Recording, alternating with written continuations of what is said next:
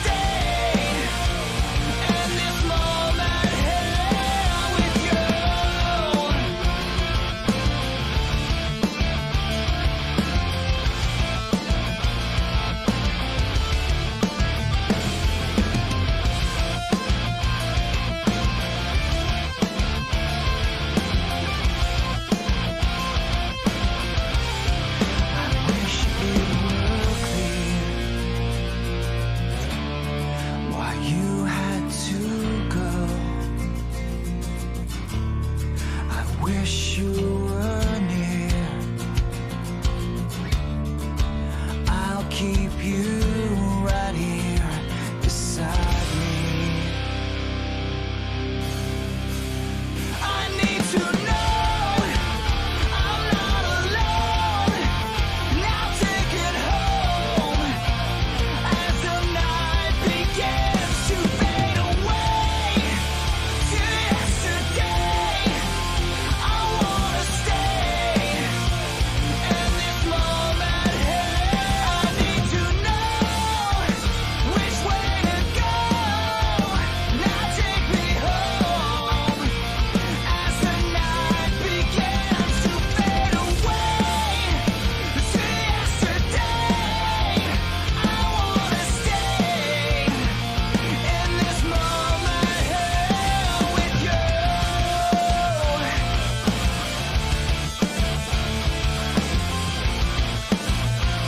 In this moment here with you.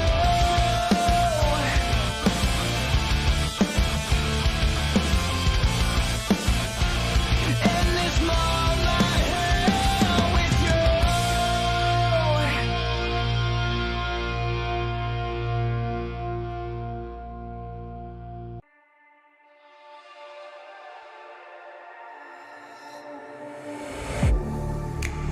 Getting hype when I aim up, elevating that game up, stepping up to the competition. Only first place, yeah, that's how I'm living. I'm winning till they digging up my grave, eating all the things up on my plate. Game face when I step up into place. I was born and when I watch me elevate. I was born and when I watch me elevate. I was born and when I watch me elevate.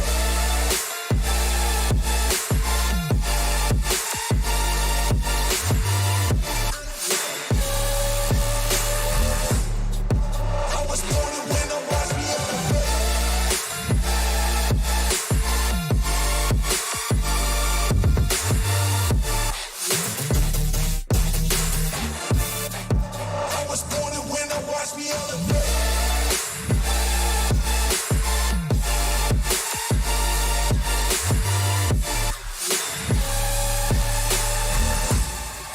I was born and when I watch me elevate.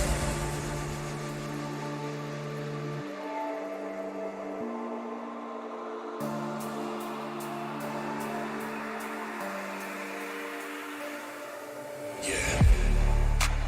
All in when I show up. Whole place about to blow up. Superior to that competition. I'm in first place, yeah, that's how I'm living. I'm winning till they digging up my grave, eating all the things up on my plate. Game face when I step up into place. I was born and when I watch me elevate. I was born and when I watch me elevate. I was born and when I watch me elevate.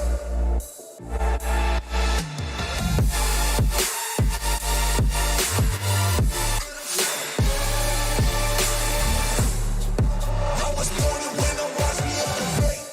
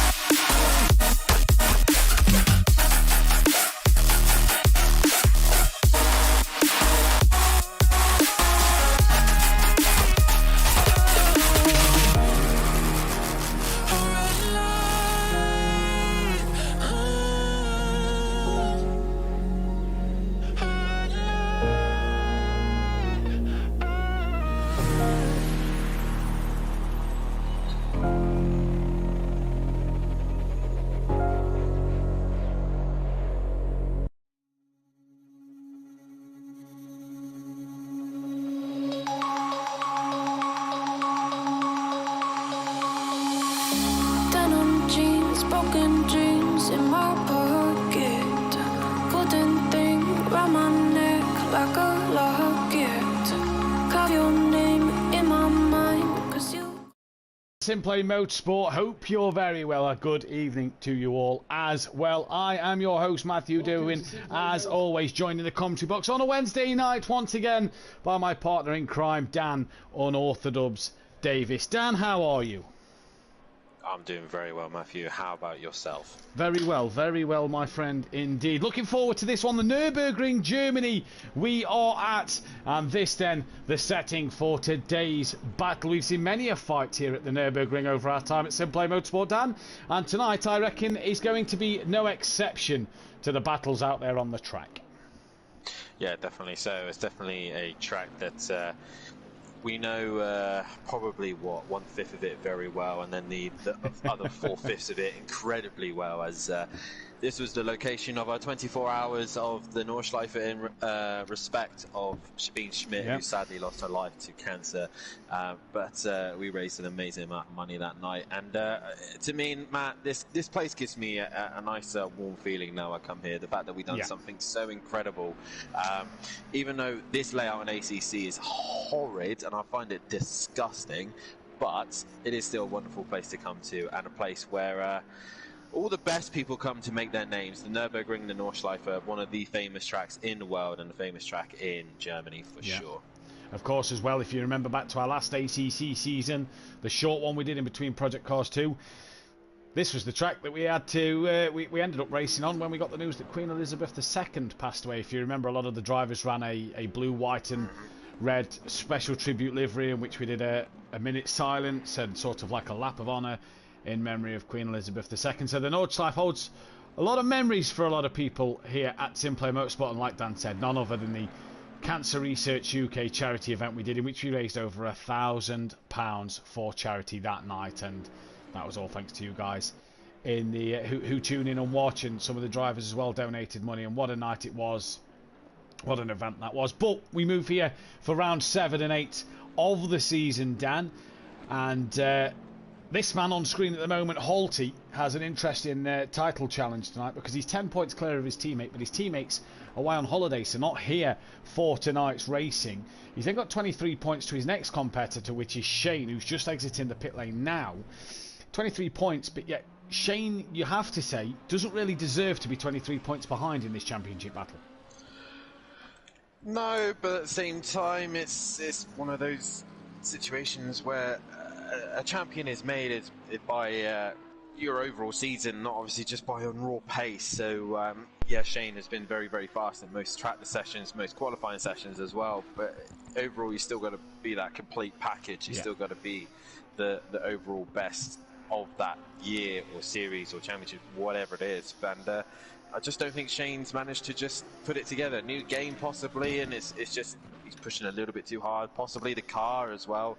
The Lamborghini's such a twitchy car to control. Meanwhile, the Bentley's a lot more stable and easier to drive. So either way, Halty has started off this season with the ground running, and he's with 3 rounds behind his belt. He's looking very strong, and Shane's got to step up the pressure. Yeah, he is indeed. This man, KLF 900, though, is P4, 36 points off. He got his first podium last week out at Paul Ricard. Then we see Pepe and his Aston Martin, currently P5, out there on 95 points, some 9 points behind KLF. PM Motorsport in his Ferrari Lone Ranger tonight because of the fact his teammates at work. He's P6, having a cracking season, is PM Motorsport, Dan. Yeah, definitely. From what I've heard, he's actually enjoying this more than he is doing F1. So, and he's definitely an F1 man. But no, it's good to see in here that it's good to see that PN's having a good season, having a good time on here. He still wishes that he was in that Aston Martin that he lovely drove a while back, and I do miss it as well. But either way, PN's having a cracking season in that Ferrari. He is indeed. The Green Wolfenator looks like he's found some pace this week. He's currently sat P7, 4 points off of the Wolfenator. Now, a man who we might lose for half the races this season. He might be able to stick around for race 1. Just got himself a new job. Means he might be able to do race 1s but not race 2s. Unfortunately, he's Bryn. Currently P8 in the championship. We'll have to see what Bryn is able to do throughout this one, though. Welshie, He had a couple of good results at Paul Ricard last week, tied on points with Daz Automatic, who's not here, so he'll pull away. Smithy, the next man out there, he is currently P11 in the championship, just ahead of this man, DJ Phil Green, by 3 points. Stealth Sloth, not yet got a lap in, but he is on 55 points as he gets the chicane horribly wrong. He's 1 point ahead of Dean Wasocki then, with Ardic in P15 and Leon Fernie in P16 16th place. Leon Fernie not able to race tonight. He's at work apparently as well, and not heard from Ardix. That is why we are 4 drivers short tonight. Hopefully some possible newcomers coming for next week, which is good to see. In terms of Constructors' Championship though, there is a 78 point gap between A&H Motorsport and Tickle Pink Motorsport. The Bentleys lead the way from Tickle Pink. Audio Sports at P3, comfortably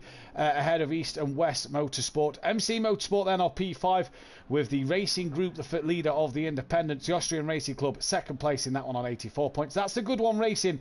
Leon Fernie's not been able to score a lot of points at the moment with DJ Phil because of work issues. They're on 80 points, just ahead of the Lone Ranger Racing of Dean Wasocki and the solo racer of Ardic, bringing up the rear in the Constructors and Independents table though. Shane, your man who leads the way by 7/10 of a second from Alti, and we're lucky to have 2 minutes left of free practice here because G-Portal, who we proudly buy our service from and proudly get our service from to run this platform, decided to have a few maintenance problems today, so we was nearly having an extra half an hour of practice. Luckily enough we're not, and we are off and running in this one. Dan, tonight we see McLaren, we see Bentley, we see Lamborghini, we see an Aston Martin and a Ferrari out there. What's the car that you think is the best choice for this circuit? Oh god. To be honest, I really don't know. I would say possibly the Bentley, in my opinion. But it's so far Shane's proven me wrong, and a few others have been proving me wrong in practice. But overall, race pace and keeping it consistent, I would personally be either McLaren or the Bentley. Just due to the fact that the Bentley can run the curbs, and you've got to run quite a lot of curbs around here, especially that final chicane. That's the chicane that always seems to definitely hampering me in the Lamborghini. I don't know about others. I know that a few others that are running the Porsche or maybe a few other like short wheelbase cars compared to these one wheelbase cars are struggling in that sector. But the McLaren should be strong as well. You can see the Greek Wolfenea and Kelly both up there as well. I would say also maybe the Aston Martin or Pepe might be quite good around here as well, but you just don't know until you see people's true pace. I'm currently on board with Kelly, and he just took the chicane rather easy, not touching any of the curves, and doing the pit lane entry as well. And that's going to be the key thing as well, Matt, is pit lane entry. Yes. We're going to catch a lot of people out, as is the pit lane line, because it's not the easiest one to spot. It isn't. There's no signs, as we've noticed and in testing, to signify get that pit limiter on, so drivers got to be aware of that. I did see the Wolfenator cut pit entry in practice, so he's got to get rid of that. He's got to make sure he doesn't cut that pit entry in the qualifying or in the race as well. There, a lot of curb through the first part of the Schumacher races. That isn't necessarily the fastest way through it. Good evening though in the chat to PM Motorsport, Mother Davis and Forsey at the moment in the chat.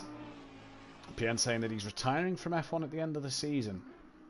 There we go. Don't like the F1 games. There's a Ferrari seat available, is there? Potentially so.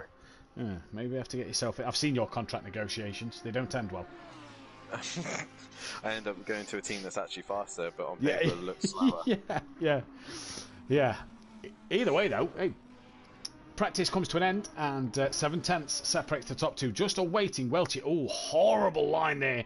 And he's ended up going across that pit entry line as he spanned through the final couple of corners there. Evening, lads. Hopefully I can compete next week. Indeed, we hope to see you out there, buddy, as well. Obviously, 4 drivers missing tonight. But plenty of drivers joined the Discord this week, Dan, hopefully to get their spot in this Pro-Am and Pro Series to maybe challenge their way to be the top dog here. Hopefully so, because to be honest, Pro-Am's looking a little bit bleak right now. We've only 12 cars, but hey, it would be nice to see if we can build that up, and even if it's in Pro as well. Pro's filling up quite nicely. I think we had 18 the other week, other than me retiring. 16, 17, I think, yeah. Yes, it's nice to see new drivers. Obviously, PS4 version. This is a reminder to everyone as well. If you do want to head over to the Sim Grid to get involved, reminder we are a PS4 running a league. Obviously, a lot of these guys still not quite up to date with ACC, not quite up to date with consoles either. So a lot of us still running on PS4. So we are running on the PS4 version. So if you want to get involved, then head over to the Sim Grid and find us on there, or even head over to our Discord. That's in a link below in the bio. Like and subscribe to the channel, hit the bell to be notified so you don't miss any of the action, especially tomorrow night when the pros hit the track, and obviously when the F1 drivers hit the track on Sunday night as well, which I can't remember where they're going Sunday. We are at the Hungaroring, I do believe.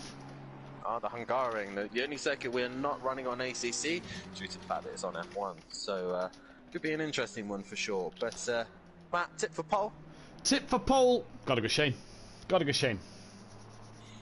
You? Yeah, I'm gonna have to say Shane as well. It looks like he's got the overall 1 lap pace in that Lamborghini. The question is, can he keep it and transfer it into the race? That's the question. Indeed he does. DJ Phil is currently the man we are watching at the moment. He was the first man out onto the track, so we'll keep an eye on him from Pepe.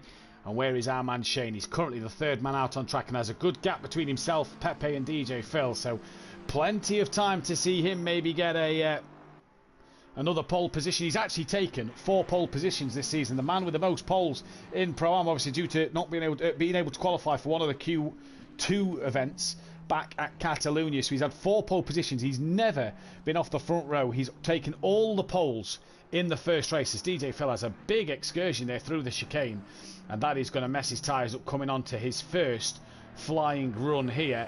Dan, that's really going to hurt him as he comes through onto the start straight. Yeah, it is indeed, and it's all about setting yourself up ready for this lap and try and nail every single sector that you can possibly do without trying to break the track limits here. And I think the track limits are fair around here. Yeah. It's not over the top, but again, if you do take the mick, I think the track itself will give you the punishment rather than... Yeah. It's a bit of a tough one, isn't it? This first sector, I think, is really the main place for track limits. The rest of the track, like you say, it will punish you if you get it wrong anyway. So Shane, the most pole positions then. The only other driver with a pole this season is Leon Fernie and Daz Automatic. Can anybody break Shane's run of pole positions? He's had the poles, that's 4 extra points in his back pocket, but it's the race wins he really needs. DJ Phil and Pepe here are side by side and having a little scrap. Oh, Phil is floating. Don't know what's happening with Phil this. We'll just jump off of Phil. We'll go on board Pepe. He's fine on my screen. Yeah, he was... Yeah, okay. He's going to be flying on the stream. He went full DeLorean mode there. Well, Shane's just been blocked by him on this lap. So this is the other problem that Shane has to learn is track awareness and just seeing where certain cars are. I mean, again, we know what DJ feels like. He's a great competitor and sticking at it and keeping going. You just know certain drivers, you have to make sure you give yourself space and give yourself time so you can nail your lap. He's now catching on to the back of Pepe, who's gone a little bit wide. So Shane here isn't going to have the best first lap, but now he's just got clear track ahead of him. Yeah. So maybe lap 2 will be his best one, but either way, this first lap is definitely thrown out the bag, and he'll have to go for the next one. Really setting himself a banker early at the moment, and we see him come to the line in just a minute. This the crucial part, the difference from what we're aware of, what we're used to on Project Cars 2, the chicane. Obviously we used to taking that tighter chicane, as we now take the faster flowing one a bit more, and it's catching a lot of people off guard. And here comes Shane then to complete his first lap, and what will it be as he comes down the start line, puts in a banker of a 58 dead. DJ Phil, the next man to do his lap time. He's 9 seconds off the pace, but obviously had a moment earlier in the lap. PN goes within 3 seconds. Shane's teammate Bryn then pops a lap time on the board and goes second, 1.8 off the back. The next man set a lap time is KLF. And what will this lap time be? Moment. Dean has as well across the line. Yeah, Dean's had a big moment. Kelly goes second. What happened to Dean? Talk us through the moment, Dan. He went through the chicane that you've been talking about that's catching the people out, and hit that first curb. Once he's hit that first curb, the front end went flying up in the air, did a wheelie, and then obviously dropped back to earth, and it just did not want to comply. And now Holty's gone P2, so I still think Shane's got more time underneath him. He's just had traffic, he's not had the luck on the lap. Now this is the lap we'll all be watching. A 58.0, he's done 56s is what I've seen in practice. Can he develop that and put that into now and here in front of everybody on TV? Indeed he is. Well, she crossed the line and set a lap time, and here comes Stealth Sloth to cross the line and go P6. So just a couple of drivers, 4 of them not yet set lap times. The next man to cross that line will be Shane, and look at the gap he's already got over DJ Phil in that pack. He's now got the chance here to really put his foot down here. In fact, can we jump on board with Shane? Here we are on his dashboard camera. There you see he's 4 tenths up on his lap, just dropped underneath that a little bit. And Shane going to really want to make sure he improves his time here. Only 3 tenths up on his lap at the moment, Dan. Yeah, but he did get, well, 3 tenths is more than anything that he needs, really. So we keep pushing, keep trying to get to his best lap time as he possibly can. As he's coming into the final corner now. Shane, what is it going to be? Is he going to be back in those 57s? He is indeed a 57.8. The time is set for him. And Shane then putting the hammer down. Then car 66 of PN. Is he going to improve any here? He does not. Car 7 of Bryn stays P4. Pepe gets a lap time on the board, puts him into P5. The next driver to cross the line is Kelly. Currently sitting in a fantastic P3 for Kelly at the moment. Does he improve any as he crosses the line? No, stays exactly where he is. The next couple of drivers, Holty on an invalid lap time, Dan. And with it being near enough a 2-minute lap round here, Holty's really got to make sure he can get a lap in. Definitely so. He needs to get that lap in and get it done so that he can be competitive against Shane. But to be fair, he just needs to start alongside him. If he gets to jump at the start, then he's looking good for the win. But he's got to get there first. Good run down into turn 1, and we know that like sort of hairpin comes back on yourself, doesn't it? Sort of left right-hander as Smithy comes through the final corner now. For him to put a lap time on the board, he goes P8, goes quicker than Welshie and DJ Phil. PN back to the pits. That could be him done for qualifying. Self Sloth to the line. No improvement there. Smithy also returns to the pit lane. So just Dan, the Wolfinator, who wasn't he was only at 1 point something off of Shane's pace in practice, not yet got a lap time in, and Dean Wasocki as well has just started his lap. These two want to get a time on the board and get up that grid order a little bit here. Yeah, they do, because the race start is very key, especially when you got cold tyres. You need to get right involved and be in the action. But at the minute, some of these guys just not able to put their lap together, keep getting invalid lap times. Shane comes through the chicane once again. He's clear track in front. He's clear behind. He's got no one to worry about. Will get one more run at this. He will get one last flying lap. Shane out the final corner then. Down to the start line now. Any improvement on his time goes and finds 7 tenths of a second. Right then, Holty. Match that, he says. There we go. That's what you wanted. That's the benchmark, boys. Can you get after that now?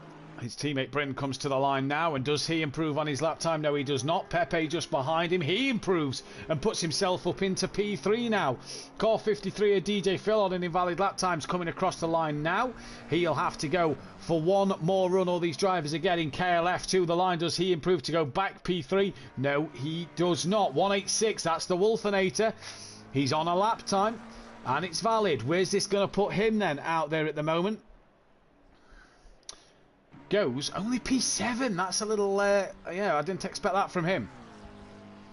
Yeah, definitely not. Pepe's put in a decent lap time, but obviously these guys are now done. Holty now towards the line, and he's second off the pace, crosses the line, and he still doesn't find no more time. So he's really got to hope that this lap time now is going to be the one that puts him on pole, but he's got to keep an eye out for KLF because he seems to be finding more and more pace as he's going round. As Stealth Sloth also on a lap time, he's coming to he's on an invalid lap time, but he's going to start his final lap now. Who is going to be the first one to set a valid lap time? It will be DJ Phil.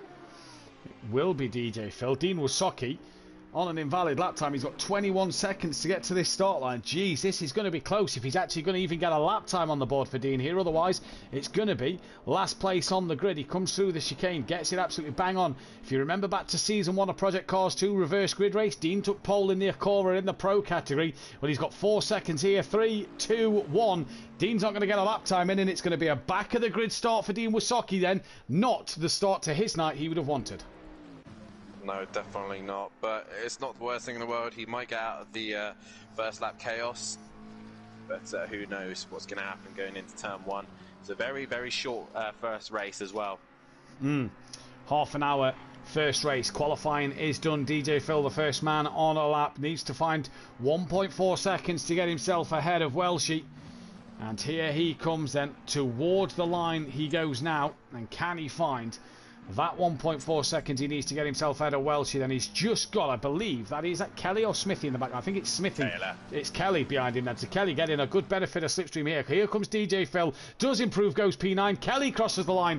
No improvement for him there. Here comes the Wolfenator then. Is he on a better run? He's on a valid run, that's for sure. To the line he comes. Will he improve? He does. He goes P4. Nice. He's now splitting Pepe and KLF. Holty towards the line now. He is on a valid lap time. Can he find more than a second to get ahead of him? No, he gets within 6/10 though. So that's a good lap though from Holty, just to get within 6/10 of Shane. And Welshie just struggling in the final chicane here as he now comes to the final corner. Last man sets a lap time. And is this going to improve? He runs a little bit wide, running the 69 towards the line. Here he comes. And I didn't even know it. You didn't. He improved by 4/10, but stays P11 in this one then. So it is a 5th pole position of the season, and a man who has not yet started any lower than first in race 1. Shane then will take pole position for the start of the first race here at Simplay Motorsport. That then is Pepe's joint best qualification. It's his best Q1 performance this season. That is a 4th for the Wolfenator as well. Not his best in Q1, that is P3, but I'm sure he will take that nonetheless. Dan, your tip for the race win here though?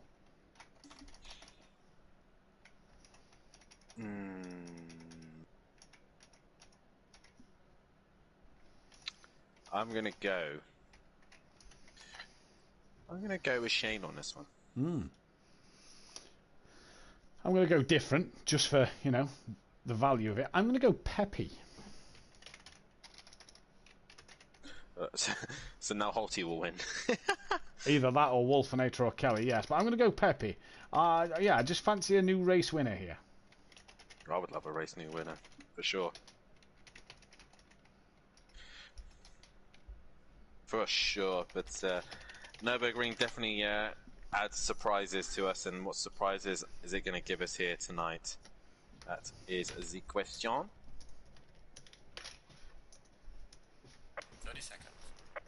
30 seconds and we can go racing here for the first night of racing, and you can see your poll is now up for who you think is going to take the race win, and I'm stuck on this silly screen now, so that's good, isn't it? It is. As the countdown gets to the final couple of seconds. Oh great, and now my camera's static as well, so I'm going to leave the lobby and come back. No problem. No problem. Great start, Dan, great start. Right. Here we go then. Is everybody ready to go? Let's wait and see. We are getting going then. Everybody looks like they're rolling away. I'm coming! And through the chicane they come. And what is going to happen here then? Shane leads the pack away from Holty in P2. It's the hairpin right-hander at turn 1. It's going to be an interesting run to the first corner, that is for sure. It's a long run to the first corner as well. Lamborghini versus Bentley with an Aston Martin and McLaren on the second row. And who is going to do what? As it's green and go here. Drive through for car 88. That is Shane! Oh, Dan, it's already gone wrong! Oh no, no. Shane, what are you doing, man? All you do is keep it under control. And Holty's going to go around the outside of turn 1. I've managed to jump in just at the right time, but he's managed to go around the outside of Shane. But Shane keeps it strong. He keeps it around the outside of turn 2. And Shane will just hang on to that lead. Right, he has 3 laps now to serve that drive-through. But what a shame for Shane there. He's just got a little bit too eager, and off he went.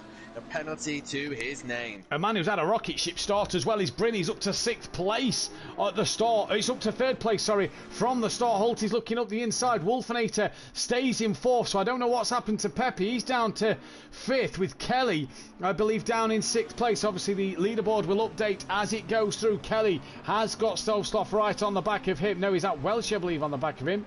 It is Welshie on the back of him. PN's dropped a couple of places as well. DJ Phil then down in what I believe is P10 still. No, he's down in 11th. He's been passed by Smithy and Dean bringing up the rear. But Shane's got the drive-through that he did not need already in this race. He leads from Holty 4/10. Then it's Bryn, the Wolfenator, Pepe, KLF, Welshie you see there with Stovsloff, PM Motorsport, Smithy, DJ Phil and Dean Wisocki bringing up the rear.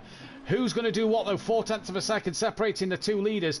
Holty now just knows he's got to stick with Shane, and this is going to make Shane's job even harder in this race. 12 started the race, which means the top 6 cannot qualify for race 2. Wolfenator trying to get on the back of Bryn as Pepe has lost a bit of time to the Wolfenator on this lap, and Kelly also pulled a gap over Welshie this part of the lap as well as they come through the chicane, and through sector 2 they come. Oh, Holty's tapped Shane up the rear. Holty spun him round, and he's slowing down to let Shane go. Bryn now leads this race. So Holty's tapped Shane. Bryn leads. The Wolfenator, I believe, is now 2nd. Pit lane is open, says race control. Holty's now 3rd. Kelly's up to 4th. Holty's still going slow down to wait for Shane. He is waiting for Shane. He's new. He's in the wrong. And where is Shane? Shane, has he decided to go? He's gone through now. But Shane now, his race has just gone from bad to worse. It's now Bryn leading away from Green Wolfenator.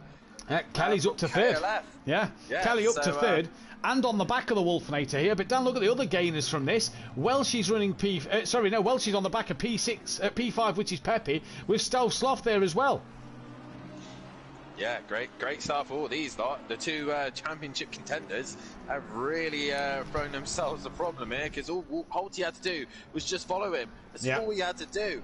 And he just got a little bit too eager, and Shane now has got that drive through to serve, and he's now in the pack. The only thing that I would do if I was in Shane's position right now is just pit, get it out the way, get it done before the pit window opens, get in on the pit window, and then just try and get as many good laps underneath your belt and try and recover, because there is going to be accidents left, right and centre as KLF now is right on the back of Pepe. Yeah, just watching this battle, Kelly had a bit of a wiggle coming onto the infield section, if you will, and that allowed Pepe to go right round the outside of KLF. Kelly now trying to answer back on the back of Pepe here, just dropping down the order. PM Motorsports on the back of Stovsloff for 6th and 7th place, but he's got a charging Shane and Holty on the back of him. PN's a little wide there. Will that give Shane a look? He's looking to the outside. Holty's going to think up the inside of Shane, but doesn't this time around. And Smithy, DJ, Phil and Dean all having a nice little scrap, but Dan Bryn out front, he's got a healthy gap at the moment, 2.9 seconds. Yeah, he's just got to keep it cool, calm and collected now. He's just got to focus on getting himself to at the end of this race, because he's in a very, very good position right now. But the man to keep Shane's an eye in. on, the two men to keep an eye on is Shane and Holty, and Shane is straight in to serve his drive-through, which is such a shame for him. It just does not seem to work out. We've just lost Stovsloff. I do believe that was lag issue, because on my screen he went under the floor. And now he's disconnected. Nice. Now, Stovsloff can still get back in and race this. So Stovsloff can still get back in. And score points, more importantly. So that's the main thing. So he can't just go back out of the lobby, try and find his way back in, and in he goes again. But right now, Bryn's got a comfortable lead. Green Wolfenator starting to creep on the back of him, while Kelly just seems to have lost a little bit of time to Pepe. Meanwhile, Welshie, PN, Holty are all having a little scrap as Shane has now cleared his drive-through. He's got a long way to go, but he has got the pace underneath him to get himself back into this fight. Holty's just gone around the outside of PN at turns 3 and 4, so that is done. The pit window is open from race control, so that is great news for him. Welsh's widening the gravel, so that will allow Holty pass. What about PN? Does he get the run on Welsh towards the hairpin corner? Just keeping an eye on this at the moment. I don't think it will, but Holty's now back up into 5th place, and PN didn't get the run that he was after. Dean Wysocki feels like he's staring at the back of DJ Phil a lot this season. Well, he's not anymore. He's got past him and into P9, noticing on the timing screens, and he can now head after Smithy. So Dean into the top 10 at the moment after not setting a qualifying lap. Excuse me. Well, Kelly still just starting to creep back onto Pepe ever so slightly, and meanwhile Green Wolfenator is bringing that gap down to the leader of Bryn, and Bryn right now is just, like I said, just got to do what Shane didn't do, and just keep his head cool, focus on what he's doing, and try and extend the gap as best he can without pushing it too hard. Kelly's pulled the gap down to Pepe once more, and PM Motorsport here within half a second of Welsh. We're watching at the moment, half a second Welsh, Ferrari to Lamborghini, a battle of the Italian giants, and PN, he loves an early pit stop. Well, he's the first man in for his pit stop. Dan, advice for Shane, would it be to get in early and give yourself a longer chance at the end to make up places? What would you do? Those tyres are damaged right now, so he needs to probably get on a fresh set of tyres. Yes, the tyres will be crying by the end of the stint, but you'll have fresh set. You need to use the clear air while you can and get after them as quickly as you possibly can. But he's choosing to stay out at the minute, and if it was me, I would just use this clean air, use this opportunity to just do fastest laps after fastest lap and try and get the undercut as best as you can, because right now all he's doing is just beating himself up, slowing himself down. He just needs to get in and go, right, this is the lap times we need to do. This is what we need to do to bring that gap down. The only benefit he has is his teammate is leading this race. So if they wanted to, they could back the pack up, and Bryn could then help Shane, but Shane's obviously got a lot of work to do, so it would actually compromise Bryn's race.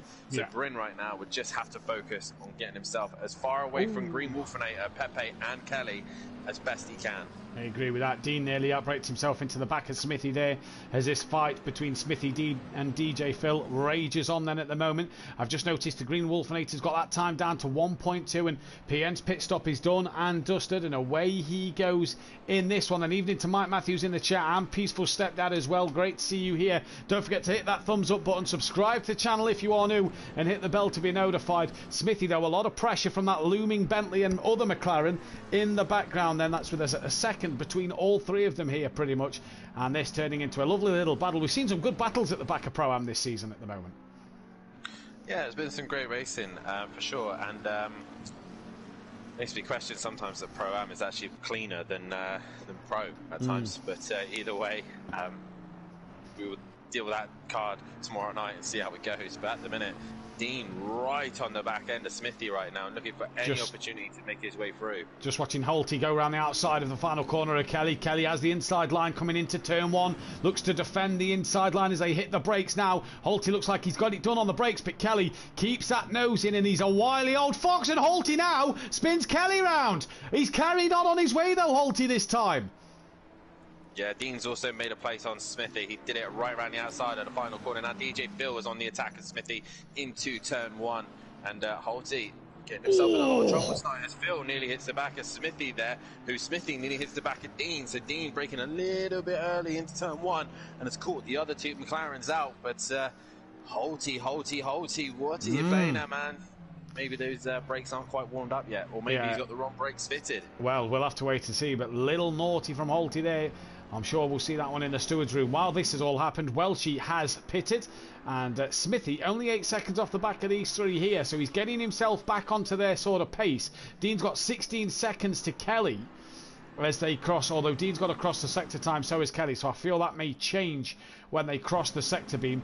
Out front though, it's 0.8 of a second, Bryn to the Wolfenator, so we'll see what the Wolfenator can do. We'll keep our eyes on the Dean Smithy DJ Phil battle as well, although Phil has dropped off the back of Smithy quite some bit here, 3.3 seconds in fact to be precise. Yeah, I'm still currently on board with Kelly, who's just trying to recover his race. Meanwhile, Shane has now caught to the back of DJ Phil. This is where I'll be sitting there thinking to myself, Shane, come into the pits, you're on the back of back markers that are fighting. Yeah. Right. You might as well just come into the pits, get your tyre strategy done and out of the way, and get out in some clean air, because you're only going to be racing drivers who you're just not racing with at all. So just get in, get out, go. Bryn gaps the Wolfinator just a couple of tenths towards the end of this lap. Then Welsh's completed his pit stop. He's just in front of this little battle at the moment. And Pepe, the next man to pull his car in to pit road, as does Kelly then. He is also in. Get that slowed down. There's that white line. You see the pit lane widens up just as the white line comes then. Dean Wasocki also boxing then. So, one thing I've noticed with Dean, Dan, is we said on Project Cars 2 when we commentated on Pro-Am a lot, Dean loved a late pit stop. Seems to be pitting in that mid part of the race at the moment. So seems to have a little tactic now. Definitely. So Shane has already cleared DJ Phil and he's cleared Dean, obviously, because he pitted. Now he's doing Smithy right around the outside of turn 1. And obviously with the brake pedal, Smithy on the wheel pad, you obviously struggle to feel pressure and the right amount of pressure to put on the brake. So he's a little bit more careful. But Shane going right around the outside, job done, and now he's got some clean air. So maybe it's not all doom and gloom now. Next car for him is KLF, who's, well, sorry, not KLF, Pepe, all that lot are in the pits. The next car is the man who's spun him round. It is Holty. He's only done at the hairpin, while Shane is only towards turn, what's that, 1, 2, 3, 4, 5, 6, turn 6. So he's not a million miles away. He's not a million miles away. This is going to be interesting to see what the sort of timing gap is. Also, with that contact with KLF, is there possibly a penalty hanging over his head? Penalty hanging over his head. Also, maybe a little bit of damage hanging over his head as well then, due to the fact that he's tapped Shane, he's tapped Kelly. Dean's now been released from the pits as PN has gone through. One man who has it. Oh, we've got Stealth Sloth back in. That is great to see. He's coming into the lobby now, so that's great to see he's back, so he'll be able to score some points. Welshie coming down towards turn 1. Dean's already out the pits. So Welshie must have had a terrible pit stop. Dean's had a good one. Stealth Sloth will have a 2-minute wait, I believe, for the controls to unlock themselves, and then we can see Stealth Sloth score some points again. Yeah, definitely so. At least he's able to get back in and get going again. So that's the main thing he could do this practice session now, so he can get himself prepared for the next race. But yeah, it's a bit of a fucking hectic one at the minute. It is a hectic one. Bringing race leader into the pit lane then, and yeah, interesting strategy from Bryn, going for the undercut on the Wolfinator. Fell a little wide compared to Smithy there. And Shane to Holty was 18 seconds, or Shane to Bryn was 18 seconds, either way. So Shane not a million miles away in this, Dan, and all it takes is for Holty to have a bit of a longer pit stop than Shane, and Shane sort of be back on the back of him come the second half of this race. Yeah, definitely. So if I let's have a look at the Holty's last. I'm gonna have a look at their lap times. Holty's last lap time was a 59.3. Meanwhile, if I go to Shane. Where the cameras go static. No, they haven't. 59.3 was Holty, and Shane that last lap a 58.5. His best was a 57.8. So Shane is on that pace, and he's actually up on his lap time at the minute of his actual best, which, like I said, was a 57.8. He's currently 0.2 up in the first sector already. So Shane, a man on a mission then. Bryn out the pits. Now, Pepe, Bryn's had a long pit stop there, Dan. Pepe's jumped Bryn. Was there contact then? Was there did Bryn capture some contact? Did he get some damage? From the Shane Holty bit, do you mean? Yeah, possibly. Yeah, I'm wondering that as well now. But Bryn down to 6th place. In fact, he'll be down to 7th place, I do believe, because Pepe's jumped him.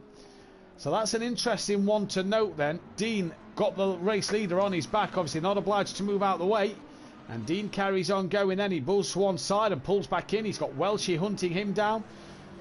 As there Welshie is. Stealth Sloth now exiting the pit road. So he's just got to be aware that leaders are coming through and that he's no longer sort of in this race. He's scoring points, but not in this race, if you will. Well, he slots out, would you believe, right behind his teammate. Nice. So then, Wolfinator, Holty, Shane carrying on their way. Smithy, Phil having a cracking fight here. Not yet pitted as well. The top 5 all still to pit. They've got 10 minutes to do so. Oh, Smithy's in. Smithy's in. Now, I believe that was in time. I have to look back on that one. I do believe that was in time. So DJ Phil will go up to P4 now then. And where's Pepe? Pepe at the final part of the circuit coming towards the chicane. Brin's following him through. He's 5.5 behind. 6.7 behind is PN. Halfway mark of the race. 22.5 seconds. Kelly behind PN. Then you've got Dean Welsh and Stelf Sloth. Obviously, Stelf still to do his pit stop. But Wolfenator leads, Dan. I wonder if Brin's pit stop then has kind of ruined that race win for him then, if he has had damage from the Shane Holte incident. Possibly so. Wolfenator looking like in a very, very good position now to possibly win this race. Even Pepe as well. All these guys have got a great opportunity here, but mainly the green Wolfenator, who was behind Brin in that early pit stops. So we'll see where the green Wolfenator comes out, because at the minute he is leading this race. He hasn't pitted yet. The man I've got to keep an eye on is Shane, because he doesn't need to push hard now. Just needs to get into a groove. Yes, he needs to try and put his best lap times together, but the worst thing to do is get angry, get frustrated, and try and chase after your own pace when you know all you've got to do is get yourself back in this fight. Oh, and Holte got the chicane there horribly, horribly wrong, and ended up skipping over it. So Shane will at least gain a bit of time here. Holte's at the final corner now as Shane's coming round up towards the chicane. So Shane not a million miles away. Holte's bringing that time down to the Wolfenator in this race. A minute. The gap's down to 3.9 in this one. And Shane to Holte, we won't know as Holte's just crossed the race line. Shane's pitting. Shane's in. So we'll see what happens after this pit stop. Pepe, where's Pepe? Just through the hairpin, Dan, as Shane enters pit lane. So we'll keep our eyes on that. Brin, 4.9 behind. Looks like he's got a bit of pace. PN's losing out. Smithy's come out in 8th. So Smithy's actually jumped his teammate here, Dan. Yeah, obviously Kelly might have had damage from when Holte... No, he hasn't. Apologies. Sorry, no, he hasn't. It's just not updated on the timing screen. Apologies. Yeah, but either way, Kelly might have had damage. So this is why he's obviously struggling at the minute. Been clobbered by Holte. He is trying to catch onto the back of PN, who's a little bit far ahead for him. But not the start for the McLaren boys of... the Audio Sport boys, because they're just not gone their way so far, and KLF just getting involved in silly little incidences that he should not have been a part of. Dean's dropped down the order, 3 seconds behind Welshie now, so he's had a moment there somewhere in this one. Holte and the Wolfenator still to pit. Wolfenator right on the back of a back marker then, and he's coming up to the middle sector, gets up the inside of that is, I believe, Smithy, who lets him go. Wolfenator and Holte still to pit. Shane's in the pits for an awfully long time here. Yeah, and it's gone just green been now, dropped, so, yeah. Yeah. It's about right, I would say. It was just, it seems longer because he's come into the pit lane. Right, he's now behind PN. This is now where he needs to start putting pressure on the leaders now. This is where the last 12 minutes of this race, he really needs to clear PN as quickly as he can. Try and hunt down his teammate, use him as a guide.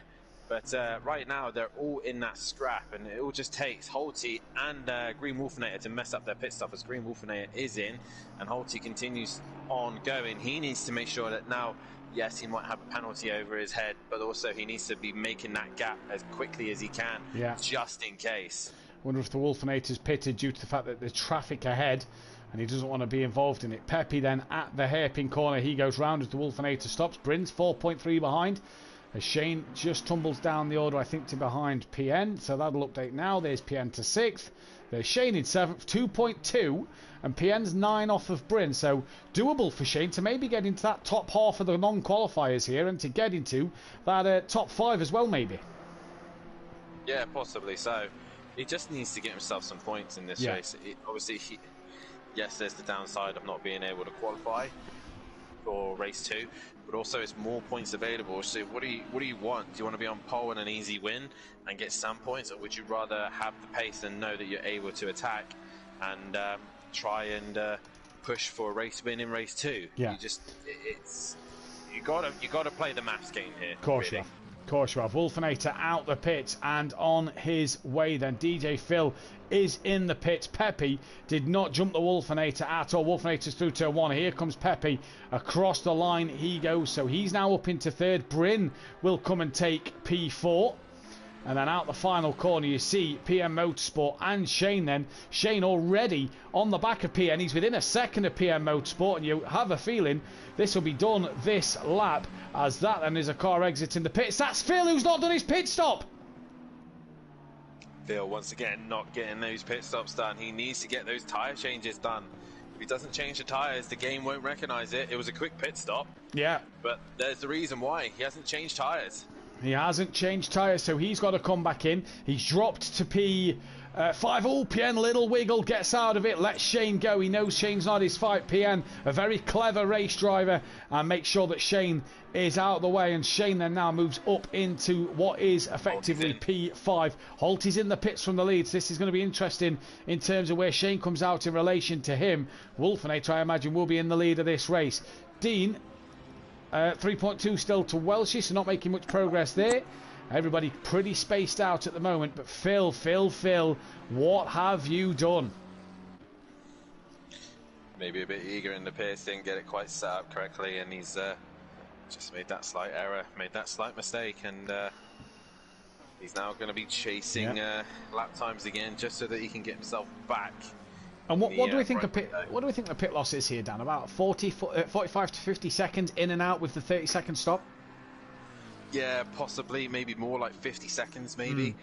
If you think about it, because Green Wolfenator was probably like just in the middle of the first sector when Holty pitted. Holty's still in the pits. It's now gone green vein, so Wolfenator will fly by. So yeah, it's about 50 seconds, I reckon, overall. Well, yeah, look, Wolfenator at the last sector was 55 seconds. He now leads this race. So that is how big the gap is. So for Phil, 55 seconds, this could put him behind Dean Wysocki. We have lost Osloff again, so hopefully he can sort his connection issues out and get back in. But for Phil, who's into the pits now, this could put Phil dead last here. But Wolfenator then leads this race from Holty in second place. That gap is about what it was when he came in, 5-6 seconds. Pepe is then third with Bryn, now up to fourth. Shane fifth, PN sixth, Phil's in seventh. As Kelly's now going to come past DJ Phil. This will be for P7. So Kelly will take that. Smithy coming towards the final chicane as well. The problem Phil's got here as well is he's got to make sure if he gets his pit stop wrong this time, he's got to get round and get back in before he faces a bigger penalty here then. Dean Wysocki within a second, or getting within a second of Welsh. I say that, he gets the chicane horribly wrong. The rear is all loose and Dean loses a lot more time. But DJ Phil's still stationary. There goes Smithy. Here comes Welsh, and I think Welsh's had his own little moment because Dean's now ahead of him. It's all about consistency around here. Those curves will bite you and will make a massive mistake. I'm currently keeping an eye on Pepe because he's not really a million miles away from Holty. So Holty have another mistake or another incident, Pepe might be in for possibly a P2 right now. I'll tell you a man who might say to his teammate, shift out the way, pal, because he's 2.5 seconds behind him. Shane is flying, Dan. He is indeed absolutely flying right now. Drive-through penalty, spun around at the end of the first lap on the final corner. Shane, man on a mission, 2.5 behind his teammate, really looking to put the hammer down here and get gone. Stelsloff is back in, so that is great to see. Hopefully he can get his internet connection sorted out for the second race. Bryn 9 seconds off the back of Pepe. Holty 6 seconds off the back of Wolfenator. Shane 2 seconds off the back of Bryn, and this time he's just tumbling down each sector that Shane goes through. The time is ticking down. Pepe just did a 59.9. Bryn to the line now. What does he do? He does a 59.7. This lap was Shane's fastest lap. He's done a 57.2. He's lapping 2 seconds lap faster than the entire field. If I include Holty and Wolfenator as well. Wow. At the minute, yeah. Wow. Shane charging then. Can he maybe get them 9 seconds to Pepe? Tough ask, but a 2 minute a lap, why not? If he's 2 seconds a lap quicker. The problem is... Wolfenator's last lap was a 58.6. And he's lapping very consistent. His best was a 58.5. He's just been 58.6 is his lap times. Meanwhile, Holty, on the other hand, he's obviously just recently come out the pits, but his best was a 58.3, but no one else is in the 57s at this stage. So Shane absolutely flying then. Oh, Bryn spun! No! Bryn's had a moment and caught his teammate! They made contact. They've made contact. Bryn's had a moment. Shane slowed down to come up his inside, and contact was made. Not good. Shane's night is just going from bad to worse. His teammate drops and makes the mistake.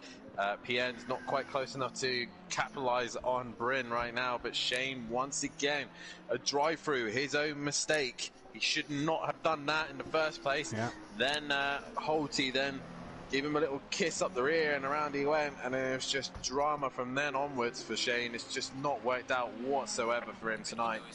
And the pit window is closed. We've got 5 minutes left of this race, and Green Wolfinator is looking comfortable at the minute. Looking very comfortable. Holty's brought that gap down a little bit, but it just doesn't look like Holty has the pace here. Pepe 10 seconds off the back. Shane and Bryn made contact. Does that invite PN into a P5? Kelly's 19 seconds off the back. He's brought the gap down to PN as Kelly, to be fair. He's got some decent pace out there tonight. Smithy sitting in a comfortable P8. 7.2 it was ahead of Dean before they went through the sector time. Dean may be looking for a P8 result in this first race. 6.8 seconds the gap now with drivers missing as well, Dan. It's so important for these drivers to make up as many places as possible. Stealth Sloth's just coming back in, even though he's got internet problems race 1, scoring points. He's going to get 9 whole points for 4 drivers missing tonight, so that's crucial points in his championship. Yeah, definitely so. It's very, very good points for these guys. Every point counts in this championship, and even if it is just get back in the session and complete the race. I mean, I can't say nothing. I didn't do it last week, but hey ho, we all have our days. Yeah, he's back in, he's scoring points, and him and Welshie will be obviously making themselves a lot better in the championships for scoring those points. They will indeed. Holty's going to extend his championship lead, you feel, here with a second place, but with that penalty looming over him, got to be a little careful here. But for Pepe, he's 12 seconds behind. So is this what Holty's trying to do? Maybe not looking at Wolfinator, but maybe thinking extend that gap to Pepe for that time penalty. Shane's brought the gap back down to Pepe. I don't think he's going to do it. He's running out of time. Bryn extending his gap over, PM Motorsport. Then in this one, Kelly. Quiet race. Had that incident with Holty a little earlier on when he was possibly looking for a podium. Yeah, again, I think just a little bit of silly driving here tonight. Possibly a little drivers catching themselves off guard and making silly little errors. Pepe, though, is lapping in the 2-minute ones, so he's not very fast at this minute. So Shane could still catch him if he continues lapping like this. Holty, by the way, 57.4 that last lap, so Holty's bringing that pace back up. And there will be 2 laps left in this race. They've just crossed the line with 2 minutes 40 odd to go, so there will be 2 laps left in this race. 3.8 seconds. Holty did it last lap of Paul Ricard last week, if you remember. Can he do it again? Shane to Pepe, 7.8. Pepe crossed the line 59.6, but Shane behind him 2.2 seconds faster. He's 8 seconds behind. It's not enough. He really needs to hope that Pepe makes a mistake or an error so that he can get in front of him. But right now, he has got some traffic at Stealth Sloth. Other than that, it looks like Pepe might be able to hold on to that 3rd place position. Well, we'll see what Pepe can do in this one then as the race comes towards the end. Shane 7.8, Bryn 9.4, PN losing out to Bryn even more. Dean trying to close that gap to Smithy, that's now down to 5.3. DJ Filter, Welshie is 18.9, so not a lot happening there. Dean to Smithy now 4.5, and don't forget they will have 2 laps to go, because that's what the leaders will do. There's a car off here. There's a lot of dust being kicked up. That's DJ Phil being lapped, so there we go then. I didn't see who it was. As Wolfinator has extended his gap to Holty a little bit. 4 seconds the gap now, Wolfinator to Holty. But Holty to Pepe is 4.0. Wolfinator, Danny was sat in the box seat for when Holty and Shane come together, and really, Bobby in behind Bryn early doors hasn't put a foot wrong in this race. He's been brilliant. Yeah, he's just kept his nose clean, kept out of trouble, and that's paid off. He's going to be taking his a win here. Maiden win, possibly his maiden win. So yeah, great stuff for him, and it's going to start his night off really well. It is, as the leader's on the final lap. Holty's got 3.1 to the Wolfinator then. Pepe has 5.9 to defend from Shane. And we'll see what happens there. Smithy has 3.9 to defend from Dean Wasocki. Now, Dean and Smithy are at turn 6. The leaders are at turn 2. So provided these two don't get lapped here, Dean might have one last chance after this lap to really attack the back of Smithy then. Shane 5.2 to Pepe. Bryn pretty much sitting in a world of his own. He's not close enough to the back of his teammate. But PN also not close enough to the back of him. PN, by the way, obviously suffers with a lot of back and leg problems and said that it would be nice to not have to qualify for race 2. PN's not had to qualify for a race 2 this season. That will also continue in this one tonight. So, you know, we were saying that Shane needed to find a lot more pace just so that he could catch Pepe. Yeah. Last lap, 57.1. Wow. That matches He's his qualifying lap. He is flying. What a shame. Holty out front, 2.4 to the Wolfenator as they're through Sector 1. It's a lot of work for Holty to still do, but it's doable with half a lap to go. You know, Wolfenator makes a mistake. Holty could pounce right in there. Pepe sat in no man's land, just kind of having to monitor this gap to Shane. Make sure he doesn't put a foot wrong. Just drop back down to Dean Wasocki and Smithy. Then 3.5 is that gap. They're starting their final lap then, but Wolfenator. Holty looks a little closer now, but he's got to make a mistake at the final corner of the chicane. Wolfenator then comes through this little right-hand kink that is scat flat. Not put a foot wrong here in this first race. And the race 1 winner, round 7 of the season. Looks like, look how close Holty is at the end here. Wow, Wolfenator looks like he's going to take his first ever race win at Simplay Motorsport. Only one podium before tonight, and the green Wolfenator is going to come across the line. Your race winner, Holty, will be P2. A great result for him. We are now await Pepe in this third place. 2.9 Shane has got the gap down to, Dan. He's nearly halved it this lap alone. What an effort from Shane. Pepe, though, is going to be the man to take P3. Another podium for the Aston Martin. Shane, in the end, just couldn't quite get there. What a shame for him. Yeah, not what Shane would have wanted to see at the start of this race. I blame myself, really, for cursing him. But Bryn will come in for P5. PN wasn't a million miles away either. He's going to come in for P6. I think Bryn was probably suffering with damage. KLF, he won't be too happy about that first race. He wish he probably should have had more and probably deserved more. But the contact with Holty, that's going to be lingering over Holty's head. But even if it is a time penalty, he has 17 seconds over Pepe. It's probably going to be more penalty points. But we'll see what the stewards decide.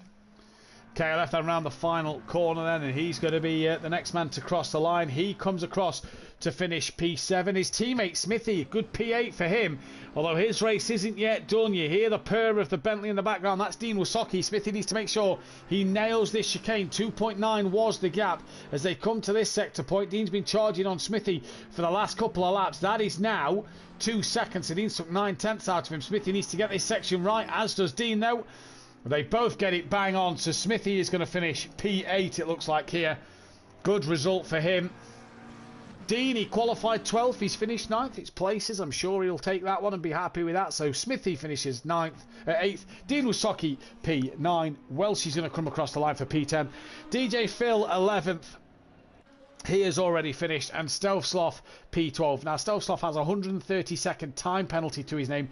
That will be removed due to the fact that the internet connections, Stelf wasn't able to complete his pit stop in time, so that will be removed. He's last anyway, so it's not really going to matter. He scores points, so that is the main thing.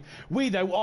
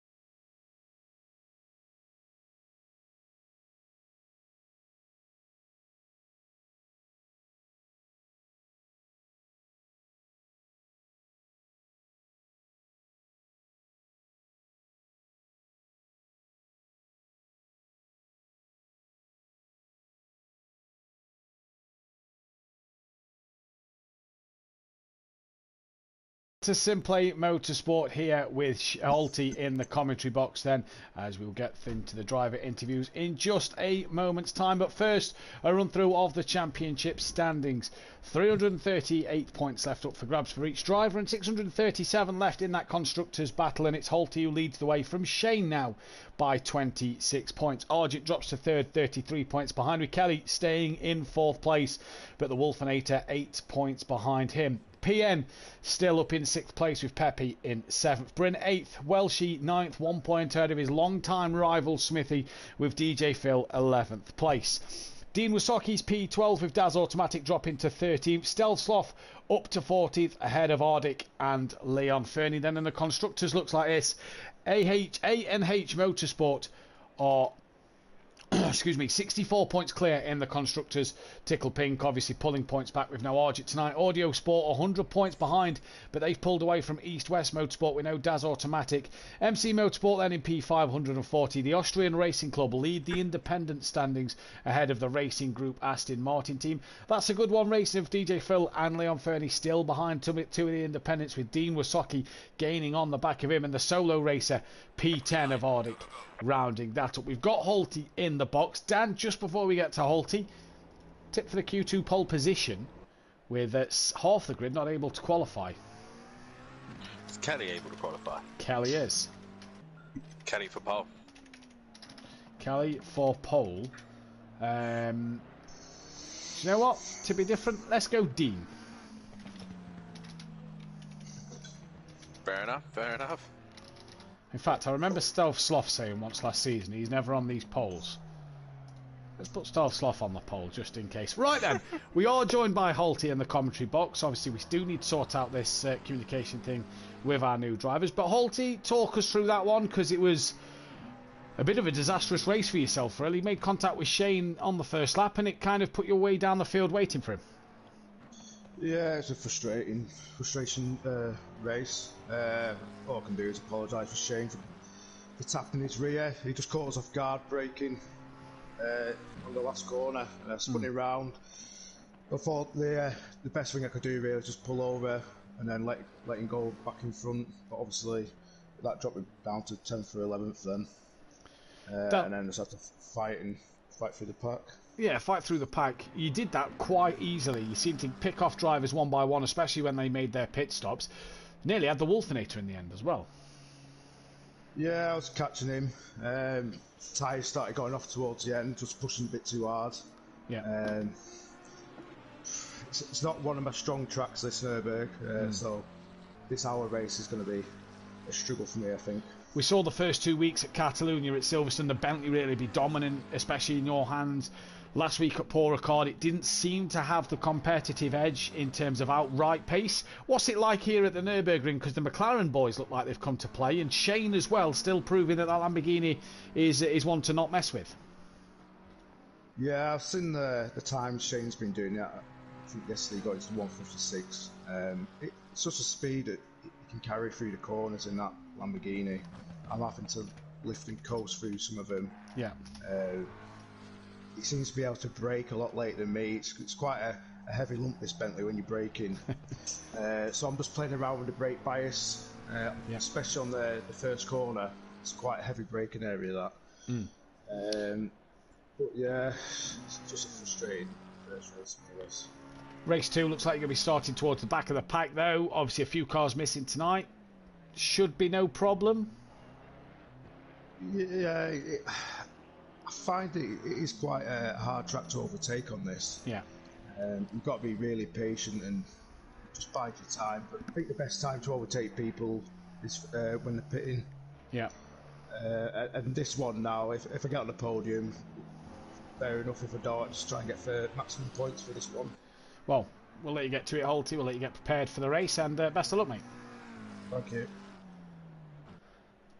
Kelly then leading the way, 3 votes for him in terms of this pole position race. Smithy, though, will be your first man to set a lap time. Smithy from Dean from Welshie, DJ Phil, then Stovesoft, Kelly on an out lap here. He returned to the pit lane. And Dan, it looks like Sholty's going to be starting P11 with Peppy P12. So he's got his work to do in that second race. Yeah, he has indeed, and It's got a lot of work to do for sure, but also the boys that are going to be a little bit happier is Shane and Bryn, knowing that they're going to be starting ahead of Holty and the Green Wolfinator. But there's still got a lot of traffic to get through. There's still an hour-long race. Yes, for these slower guys, they probably wish it was the other way around. Maybe an hour-long race first, then a shorter race. But either way, there's a lot of work for them to do. With Smithy really attacking that right-hander a second ago. He's really throwing it in there. But yeah, there's a lot of work for Holty and Green Wolfinator to do. As Smithy looking very, very fast actually on this lap. Dan, just seen on Instagram, I'm just going to bring you some breaking news. Emplava. We love Emplava. He's our Latvian driver in the pro. What a guy Emplava is. Played himself in a semi-final of his basketball tournament today. They're in the final. They have won their match. They are in a final. So congratulations to Emplava and his basketball team. We hope that you do us all proud. Give us a mention. Tell them all to like and subscribe when you give your winners interview. And we hope you don't become a runner-up like you did at the Nurburgring a few seasons ago in Pro-Am. Yeah, fingers crossed. Got that one in there, Farron. Basketball, woo. Well, yeah, but anyway, it's great to see. Great to see. Well done to him. Yeah. More importantly, back to the racing. Yes. DJ Phil's about to come across the line. He's currently in 11th. Obviously, we'll hopefully get this lap time completed. He will go to P2. Stealth Sloth also on a quick lap as well. Boy. He goes fastest of them all. That's why I've put you on the. That's why I've put you on the pole, Stealth Sloth. There you go. There we go, indeed. He goes pole, but here comes KLF now. He is on a lap time. Just double check it is valid. Yes, it is. So all Kelly has to do is complete this lap time, and hopefully it will be pole for me. I think these guys are going to struggle to beat KLF. Yeah, He's I think they are. good. He's looking fast. This Towards the line now. Just let you finish this. Just saying, towards the line now. There you go. 1.8 ahead of Stealth Sloth. Kelly on pole as it stands. This Dan for me is Kelly's best chance of a race win possibly this season. This right here, so. Tight track to overtake, biggest drivers at the back. This could be the one for him. Yeah, definitely. So he needs to take this opportunity as best he possibly can. He's got his teammate in the pack as well, so hopefully he can hold him up and stop him from working his way through the pack. One man I noticed didn't get a lap time in last time around was Welshie. He's also on an invalid one this time around, as is Dean Wasocki at the moment. We're on board with Smithy so far as he's coming towards the chicane. He'd love to be up the leaderboard a little bit. Don't forget, if you are new here, hit that thumbs up button. Subscribe to the channel and hit the bell to be notified when we are live. The pros with that Bozzy boy Liam Bostock tomorrow night 8 PM GMT. We'll be changing that soon to BST, won't we? Clocks go forward at the end of this month. So 8 PM GMT tomorrow night for the Pro Series. Smithy improves but doesn't go any higher up. Dean's on any valid laps. The next man will be DJ Phil. And Sunday night, Dan Davis back in the box for the Hungaroring in the Formula 1. James, 70 points clear of Gary, has a comfortable title lead, but at the moment on Discord isn't available to race on Sunday. So, really chucking a big spanner in the works here and making this championship maybe a little bit more interesting. But we'll join Dan 8 PM GMT for who will be there for that. DJ Phil stays P3. Stealth Sloth found to 10th on the last lap, so has him improved his time. Smithy's returned to the pits. Welshie's still not done a valid lap time. Phil is very, very wide. Here comes Kelly once more, Dan. Yeah. Again, he just needs to. Stealth Sloth actually found time amazingly. He found a 10th, so that's good to see from Stealth Sloth slowly improving each lap. Kelly towards the line now, though. What can he do? Well, she needs to get a lap time on the board. Kelly, does he improve even more? No. He stays where he is. He stays where he is. Next man to complete a lap time, Dean Wasocki, right down at the hairpin in his blue and yellow Bentley for his favourite football team, Mansfield Town Football Club. The blue and yellow, the Stags. Number 32 as well. Can Dean get this one any closer to stop? Do you know what? That's an impressive lap time from Stealth Sloth. I'm very impressed with that lap time. Yeah, as am I. Very, very good lap time from him, and really giving himself an opportunity for a great race too. But we obviously know that the pace that Shane, Wolfinator and Holty all have, as Welshie's still yet to set a lap time. Where is he on track? He's just coming through the Schumacher S's. Is Welshie? No, he's not. No, he's not. Yeah, no, sorry, apologies. Yeah, he's not going to get a lap time in from there. No, he's not. So he's going to start 11th. as it stands. So that's promoted Holty up a little bit. That's one more Holty's not going to get past. But Dean Wysocki out the final corner. Here he comes to put a lap time on the board. Is it going to be any improvement for Dean? He'll get one last run at this as well. He does improve, but stays P3 then at the moment. Stealth obviously got his hazards on, so we went from the Dean Wysocki wipers to Stealth hazards now. I love that. I love that. Phil in the background, he's on an invalid lap time. Will get one more run in. Kelly, I believe, is on his final run. No, he's just invalidated it. So Kelly's done. Welshie's back in the pits. Here comes Stealth Sloth. Will get one more run in. Does he improve? No, he does not. DJ Phil not on a lap time. I tell you what, actually, we'll jump to KLF. Could possibly, 40 seconds left, he's coming to the chicane. Get one more run in here. Oh, a cheeky little one more lap to go. A very cheeky little one more lap. We'll stay on board Kelly then as he comes towards the... He's pitted, so he won't get another run in. He has decided to box. Dean Wysocki then needs to find 0.6 of a second if he's to get himself ahead of Stealth Sloth, who has bailed his lap, and DJ Phil's invalidated his lap, so it is only Dean Wysocki on a valid lap now. Dean Wysocki, the only one to complete a lap time. And where is he on track? He's come up to the Schumacher S's. Kelly, I think, also did a pit lane practice. So Dean Wysocki, what can he do? He's currently P3. Needs to find... I love how you've tried to stop yourself from yawning there. That's brilliant. Yeah. If you didn't say nothing, I would have got away with it as well. But you had to say something, didn't you? Yeah, I just had to, yeah. Dean then. Final part of the track to go. Needs 0.6 to put himself on that front row of the grid to make it a Bentley and McLaren, an all British manufactured front row. It's an all British second row at the minute. Let's be honest though, the Bentley isn't British anymore. No. Oh, and he's invalidated. Yeah, and that's done. So Dean Wysocki third place, Stealth Sloth, a very good front row start. Dean will be third, but for KLF, it is a pole position to his name. Well done to KLF 900 then. If we go to the stats page then, that is...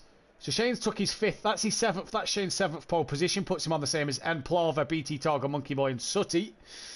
And if we look for KLF, who hasn't had many pole positions, that is only his third, ties him with Leon Fernie, Bryn, Nick the Villa and that Bozzy Boy, who will be in the commentary box tomorrow night. So his third pole position at Simplay Motorsport. Nice. As you can see, the car's doing a very good impression of Buckaroo right now, with their bums hanging in the air. But it's going to be an interesting race. A very fast Holty, Shane and Wolfinator further back, and with Kelly out in front with a lot of cars separating him and then behind him. Can Kelly make sure that he gets far enough out in front? He does not get himself involved in any of the incidences further back. That is the question. Race 2 winner done? I'm not getting Kelly because I don't want to curse him. I'm going to say Holty. I'm putting Holty, Shane and Wolfinator on the pole. And you know what? Just for you, Stealth.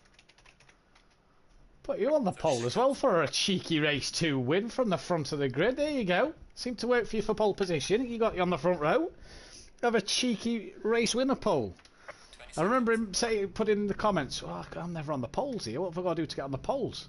Well, you're on them now, twice in one night. Can you get a pole? KLF versus Stealth Sloth, Dean Wysocki, DJ Phil, Smithy, PN, Bryn, Shane, Wolfinator and Holty, Welshie and Peppy at the back. Welshie obviously didn't get a valid lap time in, and the drivers are ready to go. Everybody's there on the grid.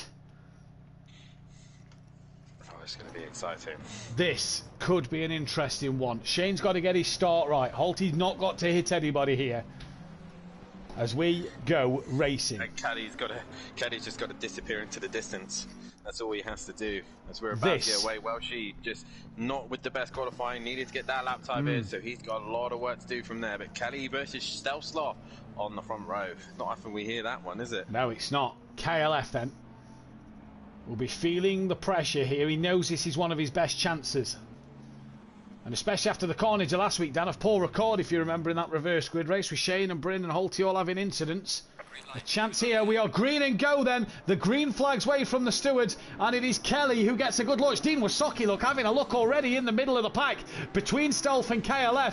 Break all into turn 1. Are we all through nice and cleanly? Yes, we look to be at the moment. That looked like there were pink Lamborghini shooting off to our left. and I think it was that of Shane. Has he had a moment? He's managed to keep it away from the wall, though. He has got going again. He's at the back, though. But Kelly got the start he needed as Dean's very squirrely. He's just struggling to get there. I think he's hit Bryn. He's given Bryn a slight tap. But right now, all these guys just struggling to make their way through. But Holty is already diced his way halfway through the pack and has got himself right onto the back of Smithy now. He is. Green, Wolfenayer and Holty both moving their way forward, but Shane is not making the progress he would have wanted. No, he's not down the order. Wolfenator up the inside of Welshie. Holty on the grass there as he's passing Smithy. In fact, he bounces off the curve. Phil looking up the inside of Smithy now. Bryn, though, from 7th all the way up into 3rd place from the start. Bryn, though, 2 races, 2 cracking starts, putting himself in the hot seat at the minute. It's Kelly from Stealth, Bryn, Dean Wasocki. Holty's already up to 5th from Smithy. DJ Phil and Welshie are off and rejoin just as Pepe comes through. And there's PN and DJ Phil, and PN make a bit of contact, but was that more a DJ Phil unsafe rejoin? I wonder if we'll see that one in the stewards. Shane, though, now he's up the order ahead of a few drivers. He's on the back of Wolfenator, who's gone the back of Smithy, and Smithy defending from the Wolfenator here. Does the Wolfenator look up the inside? He does. Smithy runs a little deep, will be the inside for the next part of this track, and he's still going to keep his nose there. No, he's not. He's lost out, and Shane's now looking around the outside, and Shane just trying to follow the Wolfenator through here. Yeah, Shane's got to be really careful who he picks his fights with. Dean Wasocki's had a moment. He's dropping right down the order. He's lost out a Holty. Now Green Wolfenators go side by side with him as they go towards the chicane. And there's all a little bit of a mess going on here. Dean's gone off and he's in the gravel. Is he going to get going again? Yes, he is. So Dean's just caught up in a little bit of chaos there. But Holty now is on the back of Stealth Sloth, and Stealth Sloth did a good job here to stick with Bryn and Kelly, but Bryn is flying right now. Bryn is flying at the moment. He's on the back of KLF, but we see that Bryn looks like that Lamborghini just can't last the distance at the moment for whatever reason. Bryn and Shane can't get their tyres to last, we heard in testing. Kelly, though, a master of defending, he's got Bryn right up behind him here. So it's Kelly from Bryn, Stealth Sloth, Holty, Wolfenator, Shane, Smithy, Pepe, PN, DJ Phil, Welshie, and then Dean Wasocki, who has got a lot of work to do, although DJ Phil actually is behind Welshie once again. Yeah, Kelly needs to just make sure he doesn't look in his mirrors, just focus on making sure he hits his apex, hits his braking points, and just let Bryn and Stealth fight it out, while Holty's also trying to catch on to the back of them as well. So Holty now looking to try and clear Stealth Sloth as quickly as he can, because he knows the pace that Shane has, and Shane's passed the Green Wolfenator with ease, and off he goes hunting down his rival. Yep, Holty on the back of Stealth, not quite at the moment, not as close as Bryn is to Kelly, and this is good for Shane here, because the more Bryn can pressurise Kelly, the more that the closer Shane can get. I don't think Kelly's had a great run through the Schumacher S's. Bryn looks one way, then the other, and now he's really attacking the back of KLF. Looks up the inside. No, he doesn't, because Kelly has that door shut. Stealth Sloth getting close to the back of Bryn. Holty's there, Stealth Sloth's gone off, and that's invited Holty through. Bryn going around the outside of KLF there. Good move from him, as I think they all got a little bit crossed up in the brakes as Kelly's looking to make a move on Bryn now. As Bryn's very slow going towards the chicane, but here comes Holty. Kelly's defending from Holty, and Holty can't find a way through. But Bryn, beautiful move around the outside of KLF, and I think, is that probably his win gone now? Well, still 55 minutes to go yet. Long race, so we'll have to see what happens. But Holty now on the back of KLF then, and this is going to be tough for Holty to get past. We saw this race one where they had a bit of contact. There's Shane in the background exiting the final corner. Pepe's come from last up to 7th at the moment, as DJ Phil's trying to get on the back of Welshie. That's within 9/10. Here comes Holty into turn 1. And this time, lets Kelly go. Drop down to Pepe. He's not as close to the Wolfenator as he'd like to be. PN on Smithy, not that close at the minute, 7/10. He's on the inside of Kelly going into turn 3. He's going to go down the inside and he hits Kelly again. Yeah. He spins him round and Kelly has slidden into Stealth Sloth. There's all sorts of carnage now. And look at the side of Kelly's car down. A lot of paintwork missing there. Holty did wait, I believe, for Kelly. Yes, he did. But look now, who's on the back of Holty. But that's twice now Holty's hit the back of KLF. Twice he's hit him and has come off worse in this situation. This time he had to wait. He couldn't just disappear up the road. And Kelly will be getting sick and tired of that Bentley hitting now, as that gives Bryn a lovely gap, as he did earlier on in race 1. Can he keep it out in front this time? Whoa! Holty's nearly gone straight into the back of Kelly again there at the hairpin. Very, very deep from Holty, struggling on the brakes. Has to be, and Shane tucks up the inside and goes through. Thank you, Mama, for the carrots he'll be saying there. Wolfinator trying to get on the back of this. Pepe's lost out to him. Smithy has PN all over the back of him as well at the moment, as my cameras have just gone a little... No, they haven't. We're back. They're back. Not sure what happened there, but PN on the back of Smithy. Stelsoft now on the back of PN with Welshie there. Dean trying to catch as DJ Phil is now in last place. Yeah, DJ Phil bringing up the rear, but KLF now, how much damage he got to the side of that car? How much is he going to fight Shane and Holty? He's fought Holty off quite hard, but Holty obviously really didn't give him much of a choice. He gave him a fair whack at the rear and unstable the car. But Kelly now, how much damage he got to the car? His buffer of all those back markers is gone, and he's got all the fast guys right behind him now. He has indeed, and Shane's going to look to get him towards turn one then, as Kelly already goes to defend. Shane's starting to pull away from Holty. Holty's going to have the Wolfinator looking to catch him in just a little bit. Down towards turn one. On the brakes they all come now. Holty looking up the inside of Shane, and that is as it is. But the Wolfinator not a million miles away from Holty here. Down towards PN and Smithy there, side by side into the first corner. And that, so Sloth's having a look as well. PN job done. Smithy down to 8th. And the two Lamborghinis lurking as well. Dean Wysocki only 2.1 off this battle now. Oh, Green Wolfinator's had a moment. He's had a spin by the looks of things, but he's managed to get going. No time lost. Oh, he's lost out to Pepe. So Green Wolfinator has lost out. Try to see if Pepe's got any damage to the front of his car. See if there's contact. But I don't think there was. No, it was 1.9 seconds as they crossed the line then. So I'm not sure what happened there, but 1.9 seconds as they crossed the line. As we come through to the sector time now, Kelly 7 seconds behind Bryn. This is really helping Bryn in this race. He can just take it a little easy and save them tyres maybe. Shane though, just proving how difficult it is to overtake around here. He is struggling. PN up to 7th. Welshie's now ahead of Smithy. And Stelsoft still in the background. Dean now within half a second of Stelsoft. So this little four-way fight from Welshie down to Dean Wysocki at the moment. Plenty of cars to be overtaken. Wolfinator had a big moment all on his own and just had a massive spin, and around he goes, and he loses out to Pepe. So no real contact, no involvement in other cars. He just made a big snap, and around he went. Towards the final chicane they come then. Is Nicky in the chat? Go on, Kelly. Great to see you here, Nicky. It's been a while. Shane looking on Kelly now, and Kelly manages to get that McLaren parked in the right place. Through the chicane they go. Shane looks like he's got a monstrous run. Comes up the inside to tuck underneath the KLF. Oh, contact made! KLF just seems to be having contact left, right and centre by these drivers. They're all so eager to clear him, and they're just making contact with him as my cameras have decided to go weird again, so I've had to leave the lobby. Brilliant. Pepe now on the back of Shane. Now Shane only lost the place to Holty, so hasn't lost too much. Kelly trying to defend as much as possible there. Holty though this time gets his way past at turn one. Oh, that Kelly gives him a tap up the rear, and Kelly, he's on the grass a little bit here and comes back on now. Payback doesn't always work. Doesn't always work. I don't know what's happened to Smithy either, but Smithy's dropped down to P11, some 2.5 off the back of Dean. Dean's looking around the outside of Stelsoft. He's got that one done as well. So now Dean can head after Welchie. He's up into 9th place. Good move from Dean Wysocki. Kelly has Shane breathing down his neck. He's got Pepe not too far back either. PN gaining on the Wolfinator a little bit here. 1.5 seconds that gap. I wonder if Wolfinator's just struggled with his tyres a bit then. He said he had a big moment. Yeah, he probably flat spotted them and probably got a little bit of damage from that, but other than that, he's probably just hoping for possibly a pit window to come open up soon. I think it's 40 minutes. 45? 40. Yep. See, even I don't know. And I've 10. done this like 3 races. You have 10 minutes, well, 2 races. 3.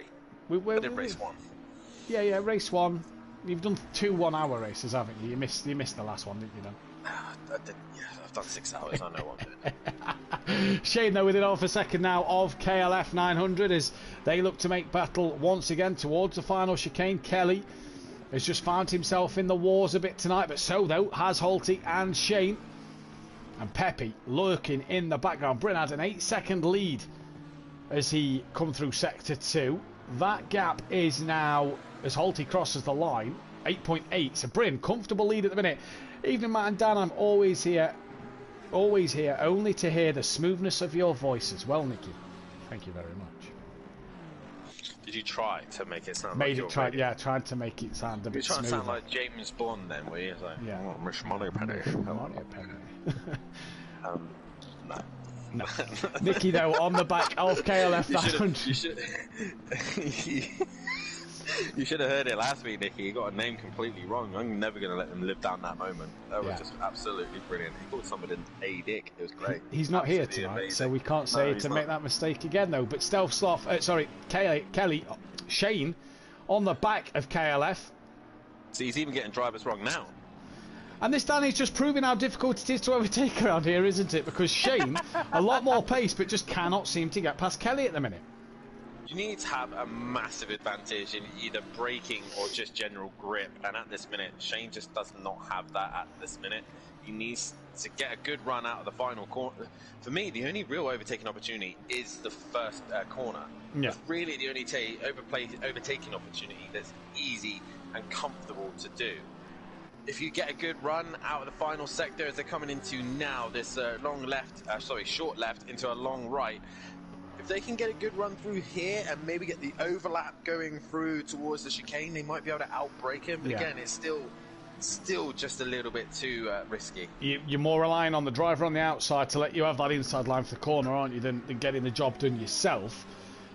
And Shane just doesn't seem to have that extra bit of pace at the minute compared to KLF. Halted out, 6.4 seconds the gap. He's got superior speed through the chicane. Does he get the tuck underneath that he wants? No, Kelly blocks that one off again.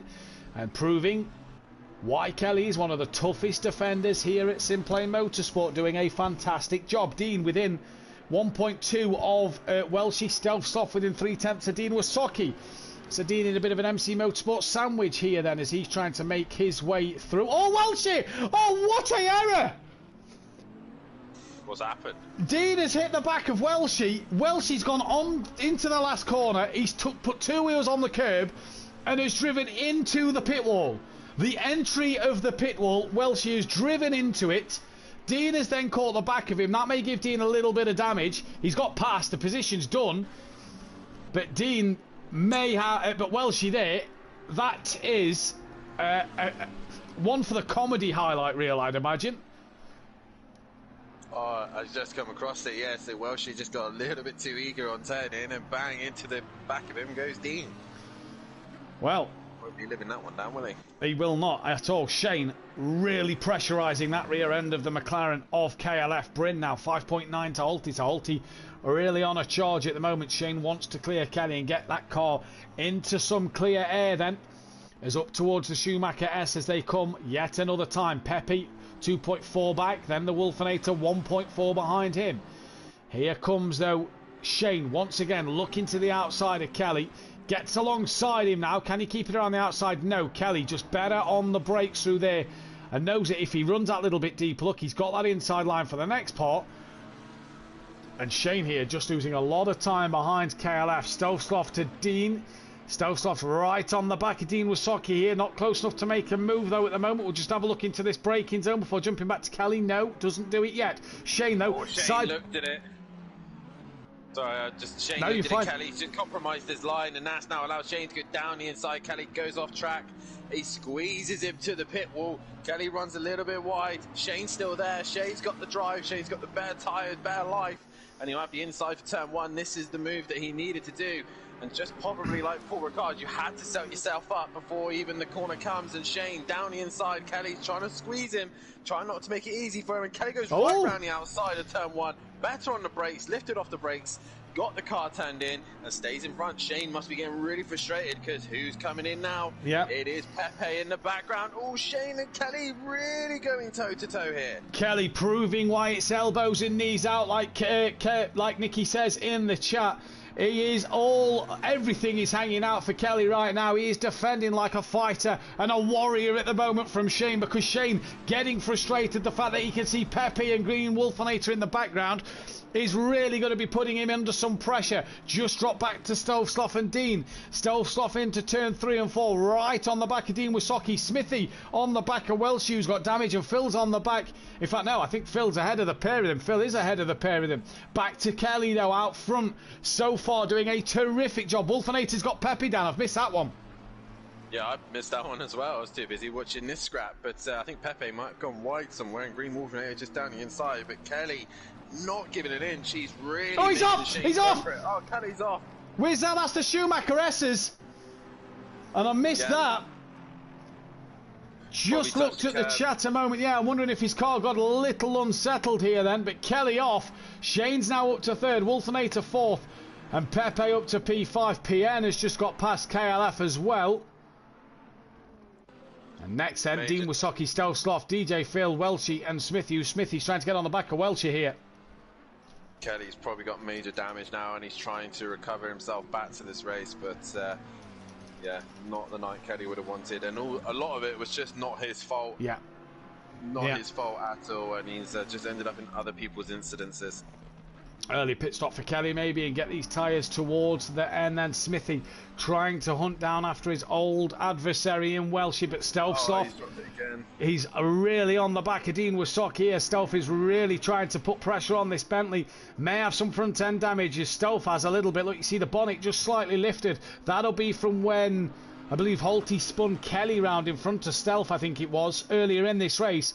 And Dean's got some damage from when he rear-ended Welshie. Then these two both have got past KLF. Kelly's got to let them tyres cool down now, as Smithy as well has got himself ahead of Welshie. Kelly's into the pits. That car's badly battered. Bryn's lost a lot of time. He's lost a lot of time. Holty was 2.1 behind. He is breathing down his neck now. Stovsloff's just got himself ahead of Dean Wysocki. Think that battle's over for the time being. Let's jump to Bryn and and Holty then. Yeah, that gap's closing. That is getting shorter. Shane's got a clear track as well now down in front of him a little bit here, so Shane can maybe start to come and put some pressure and help his teammate out a little bit. Yeah, definitely so. 59.4 has been his best, so Shane obviously stuck behind traffic, stuck behind Kelly. He's not been at his best on these lap times as he's coming into the middle sector, and he's already half a second up on his best. Bryn just a little slippy and slidey then through the corner. Dean has dropped right off the back of Stovsloff, so maybe a moment somewhere this lap. Smithy behind Welshie by a little bit as well. Half a second the gap now. Holty to Bryn. Oh, Bryn, gone round. He's dropped the rear. Oh, he's held it. Dropped the rear. He's held it. Yeah, he's lost out to Holty. Is that the rear gone again for Bryn? Just lighting them tyres up maybe. And this is what we say about the tyre life for Bryn at the moment. Just can't seem to get these tyres to last the distance. Shane was saying the other night down in the party with us, he was struggling to get them to last more than 15-20 minutes. So, well, now Shane's in clear air. He's in 57s again. Yeah. He's back into the 57s. Meanwhile, the leaders 58s for them. Obviously, Bryn had his moment. He's had 2-minute 1 laps. So Shane now will just be hunting down Holty, and it's just a matter of time. He has the time. He has 40 minutes to hunt him down. Kelly's in the pits for a long time there. I imagine this is going to be a big pit stop. The worst thing is if he's left his changed tyre on as well, that's going to add an extra 30 seconds. So Kelly in a spot to bother here. Then Bryn needs to keep that pressure on Holty. Gap Bryn to Shane is 6.4. Shane's pulling away from the Wolfenator. He's under no pressure from Pepe behind. PN must be out for a Sunday stroll at the moment because he's not really seen anybody in tonight's racing. Other than Green Wolfenator. Yeah. This battle, Stovsloff and Dean, I tell you what, they are putting on a show in their blue and yellow cars and yellow and blue cars respectively. Putting on a great performance here, having a lovely little scrap, and Dean's back in front once again.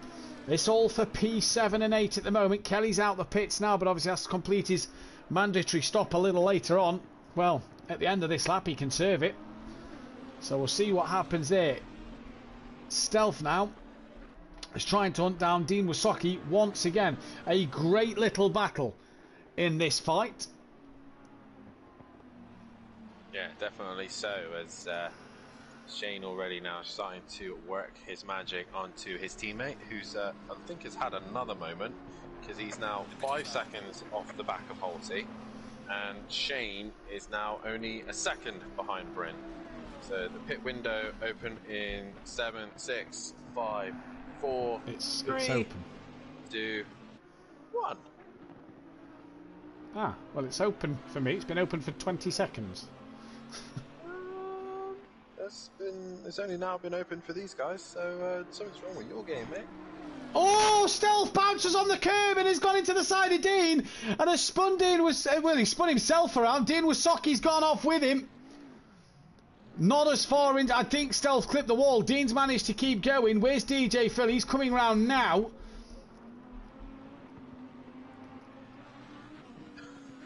All sorts of chaos going on here between these two. Great Big, racing, big and then incident. ended up in tears. Dean's in the pits though, so he's come straight in, taking advantage of the pit window opening.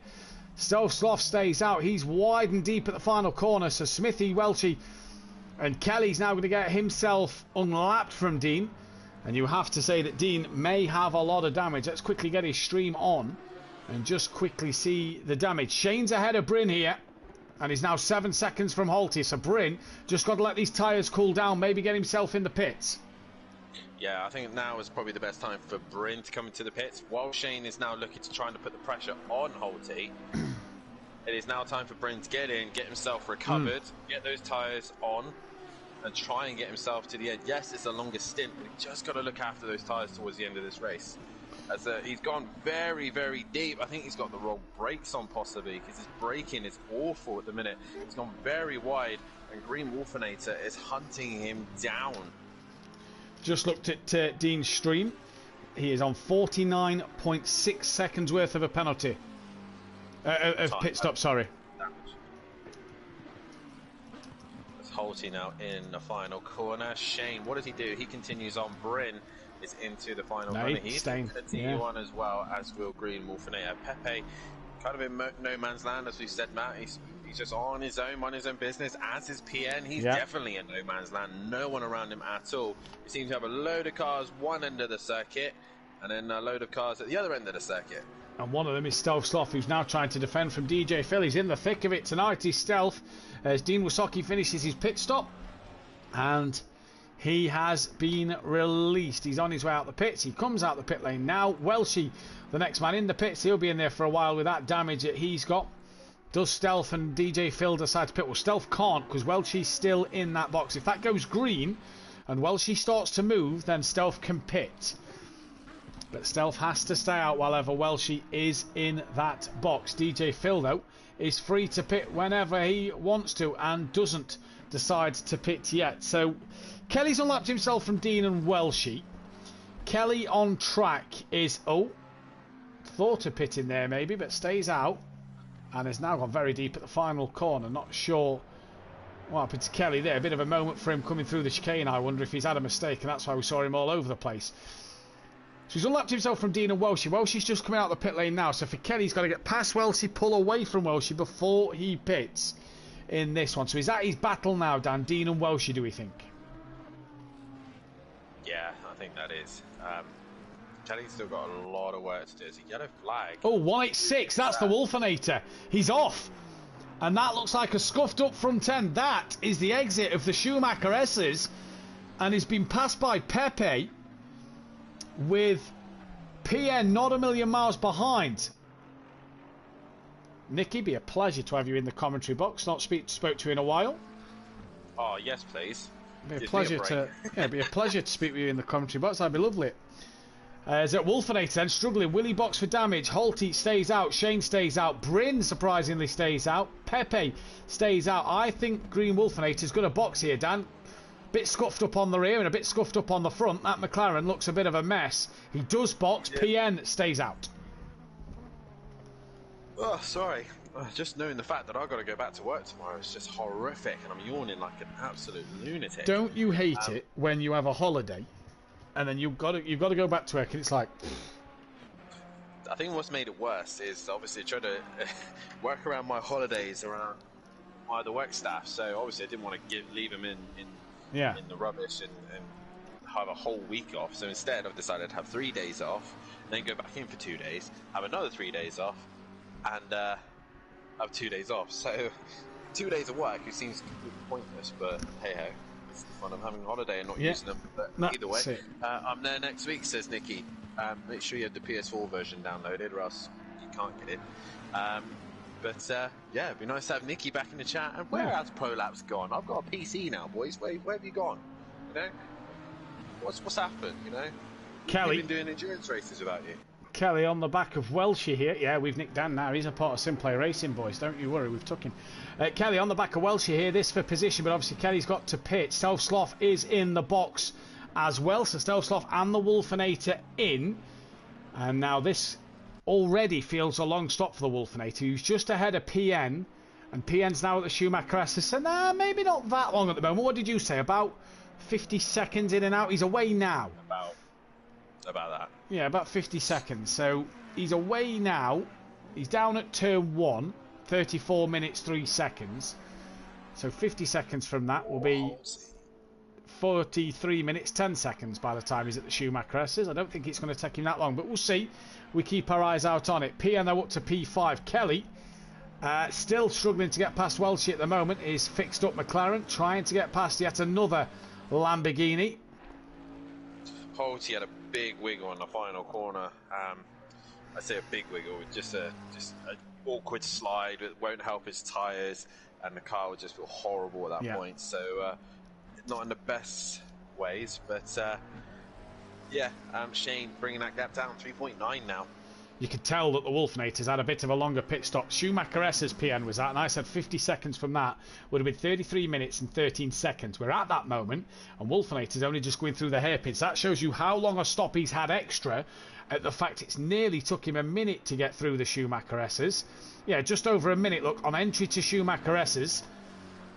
As PN is now in, so this is the chance for PN to maybe get the jump on Green Wolfinator in this one.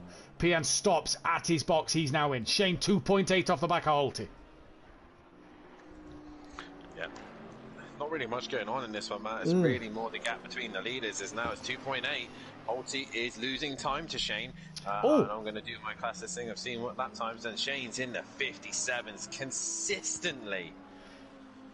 Kelly's past Welshie, and Welshie's had a moment final chicane. So can Kelly maybe start to pull away from Welshie a little bit? Shane's in the 57s consistently. Well then, Shane. Holty's last lap, 59.1.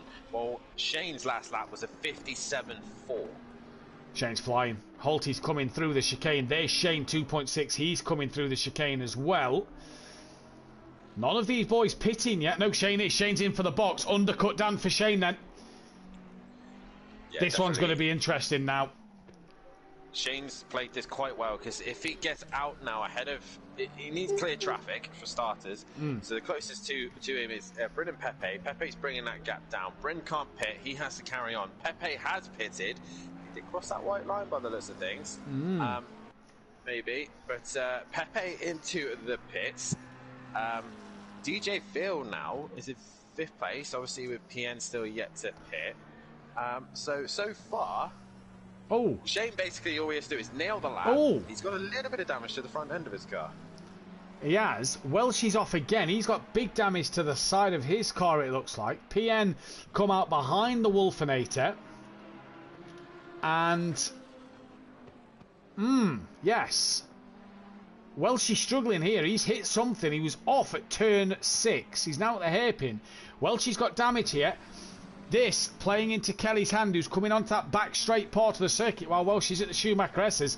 This really playing into Kelly's hands here. Replay time, baby. Let's see what's been going on. Indeed, then. Nobody away in the pits from Pepe or Shane yet. We imagine Shane will be dropped pretty soon. Dean within 9 seconds of Stealth off, so Stealth has really gained through the pit stops there. And is really now on the pace of PN just in front. He needs, can Stealth get that pace of PN, sorry, and get onto the back of him. Dean 9 seconds needs to get back on the pace of Stealth. DJ Phil, Pepe's away, Shane's away, so where's Shane come out? He's at turn 2 now. Holty is coming up to the chicane. 10 minutes left this pit window. Holty! He's got the chicane horribly wrong. He jumps over the sausage curb. He misses the second chicane. He's carried on his way. Kelly's in the box. Welch's also coming in, Dan. So Kelly's gained at least one position as we're halfway through the race. Holty's messed up that chicane. Does Bryn decide to pit now? Shane, I think, is putting this man under some pressure. Right, I've now figured out what has been going on. So Shane, Welshie, that's the guy I'm watching. Yeah. Welshie missed his brakes completely up into the chicane, the fast chicane, and hit the side of Smithy. Smithy goes off and has big damage, and Welshie sits and waits and lets him through. Smithy has allowed Kelly through, I think, as well. And Welshie's night is just going from bad to worse, and I think he's just dropped it on his own in the middle sector, hit the wall just before the hairpin, and that's the damage to the side of his car as well. So Welshie's night has just gone from bad to worse. Kelly's pit stop has done and dusted. He is out. The problem for Kelly is he's coming through turn 2. Dean's just crossed the line. So Kelly's got a lot of work to do in 28 minutes to get that one done. Right, where is Shane? Did Shane stay P3? He did stay P3. His teammate hasn't pitted. DJ Phil hasn't pitted. Neither has Smithy or the race leader, Holty. What is the gap, Shane to Holty? At the moment, we won't know because of the fact Holty's already gone through Sector 1. Shane to Bryn, though, is 54 seconds. Bryn to Holty is 21. So there is a good 70 odd seconds between Shane and Holty at the moment. Shane's got some work to do now on his out laps. Clean car, clean tyres. Got to pump these lap times really in now to make sure that he gets the job done. DJ Phil and Smithy in the pits. PN will pick up a couple of places, as will Wolfinator. In fact, PN has passed the Wolfinator, so he's struggling in this second race, Dan, compared to his pace in the first race. Yeah, definitely so. I've been booted out again. Because obviously cameras. I don't know why it goes static for me, but hey ho. Is that every time you go on a replay or a timetable? Yes. We'll figure that one out. I know that Mike today has emailed G-Portal to ask why that the fuel thing doesn't work. Nice. So we hopefully should sort that one out. Holty's in. Right. This is crucial now. Bryn is also in. Shane will have a clear track in front of him. The next car is Dean Wasocki, and Dean is coming down to the right-hand kink on the back straight. So Shane now flying through the Schumacher S as he goes. Holty stopped at his box. DJ Phil is now away. Welsh is having a long pit stop. DJ Phil out. PN Wolfinator through. Stealth Sloth is only at the last corner. Dean's only 5 seconds behind him. Where, though, is Shane? Keep your eyes on Holty's number 1 to go green. Smithy out the pits as well, just ahead of Stealth Sloth and Dean Wasocki. So Stealth Sloth, Dean and Smithy all in a little battle then here towards the end of this race. Not yet gone green for Holty. It goes green now. He starts to move now, and Shane's out the final corner. Holty off his limiter now. Holty's just done this one from Shane. Bryn's still in there, so Bryn drops back down to P3 for the time being. Problem is, though, even though Holty has got ahead of Shane has brought that gap down. Yeah. But also, he's got fresh, hot tyres right now. They're in the perfect window. Holty, on the other hand, has to try and get his temperatures and pressures up as quickly as he can. But the pace that Shane was producing earlier on, how long is it going to take him until Shane eventually gets onto the back of him? Shane's last lap, a 57.3. His best lap of the night so far. No, his best was a 57.1. Yeah. So he's basically matching his quali pace and hunting Holty down. Bryn is now away as the Wolfinator comes down the start straight. He just gets past Bryn. PN Motorsport doesn't, but Bryn also on them colder tyres. And so on board Holty, there he is. There's Shane. They come through the Sector 1 timing beams now, and the timer gets updated. 3 seconds the gap, Dan. So Holty's pit stop meant that he's jumped Bryn, didn't he? Pepe has jumped Bryn. Yeah, Pepe's jumped Bryn. So is the Wolfinator. Yeah, so Bryn's had a long stop. Bryn went long though, didn't he? After he's had it, Bryn went long though after he had a few spins and clipped the wall a few times, didn't he? So strange tactic from Bryn, but he's back in this race. 3 seconds though that separates the leaders. Drop down to Smithy and Stealth Sloth. 3/10 in this battle at the moment. Dean not far in the background. 4.3. Stealth's off, and he's on the rumble. He's on the marbles, And, oh, keep it together. Nearly lost it out the final corner there. Stealth having a few moments. And Dean Wysocki now, he's going to be even closer to Stealth than what Stealth was to Smithy. 1.4 that gap now then. PN, 9/10 to Bryn. Shane, after crossing the line 3 seconds behind, is now 2.9, sorry, at the second sector. What is it going to be as they cross the line? It's now down. It stays at 2.9. So Holty's tyres must be coming up to board with him now. 24, just under 25 minutes left in this race. And 2.9 seconds, your gap. Well, she's having a horrific pit stop here. Is he having a pit stop, or is he just retired? Well, he's got to finish the race, hasn't he? Obviously, we saw Jamie do this and Disco, and they picked up the qualifying bands for her retirement. So, well, she's got to finish this race. Not like Welshie not to finish. No, unless it is that big a damage. He did wallop that wall quite hard. Yeah, it's not the night for Welshie at all. Smithy, Stealth and Dean all within about 5 seconds from Smithy to Dean. In fact, scrap that. It's about 3 seconds Smithy to Dean here. And Stealth trying to put the pressure on him. Stealth's had a good night tonight. We've seen quite a good few moves from Stealth. A good second place in Q2, and he's been up there in terms of the thick of the battles in this race tonight. Yeah, Stealth really showing. I don't know what it is about this game. Maybe Stealth just seems to do a lot better on this game than he does on Project Cars. Project Cars, he seemed to struggle a lot.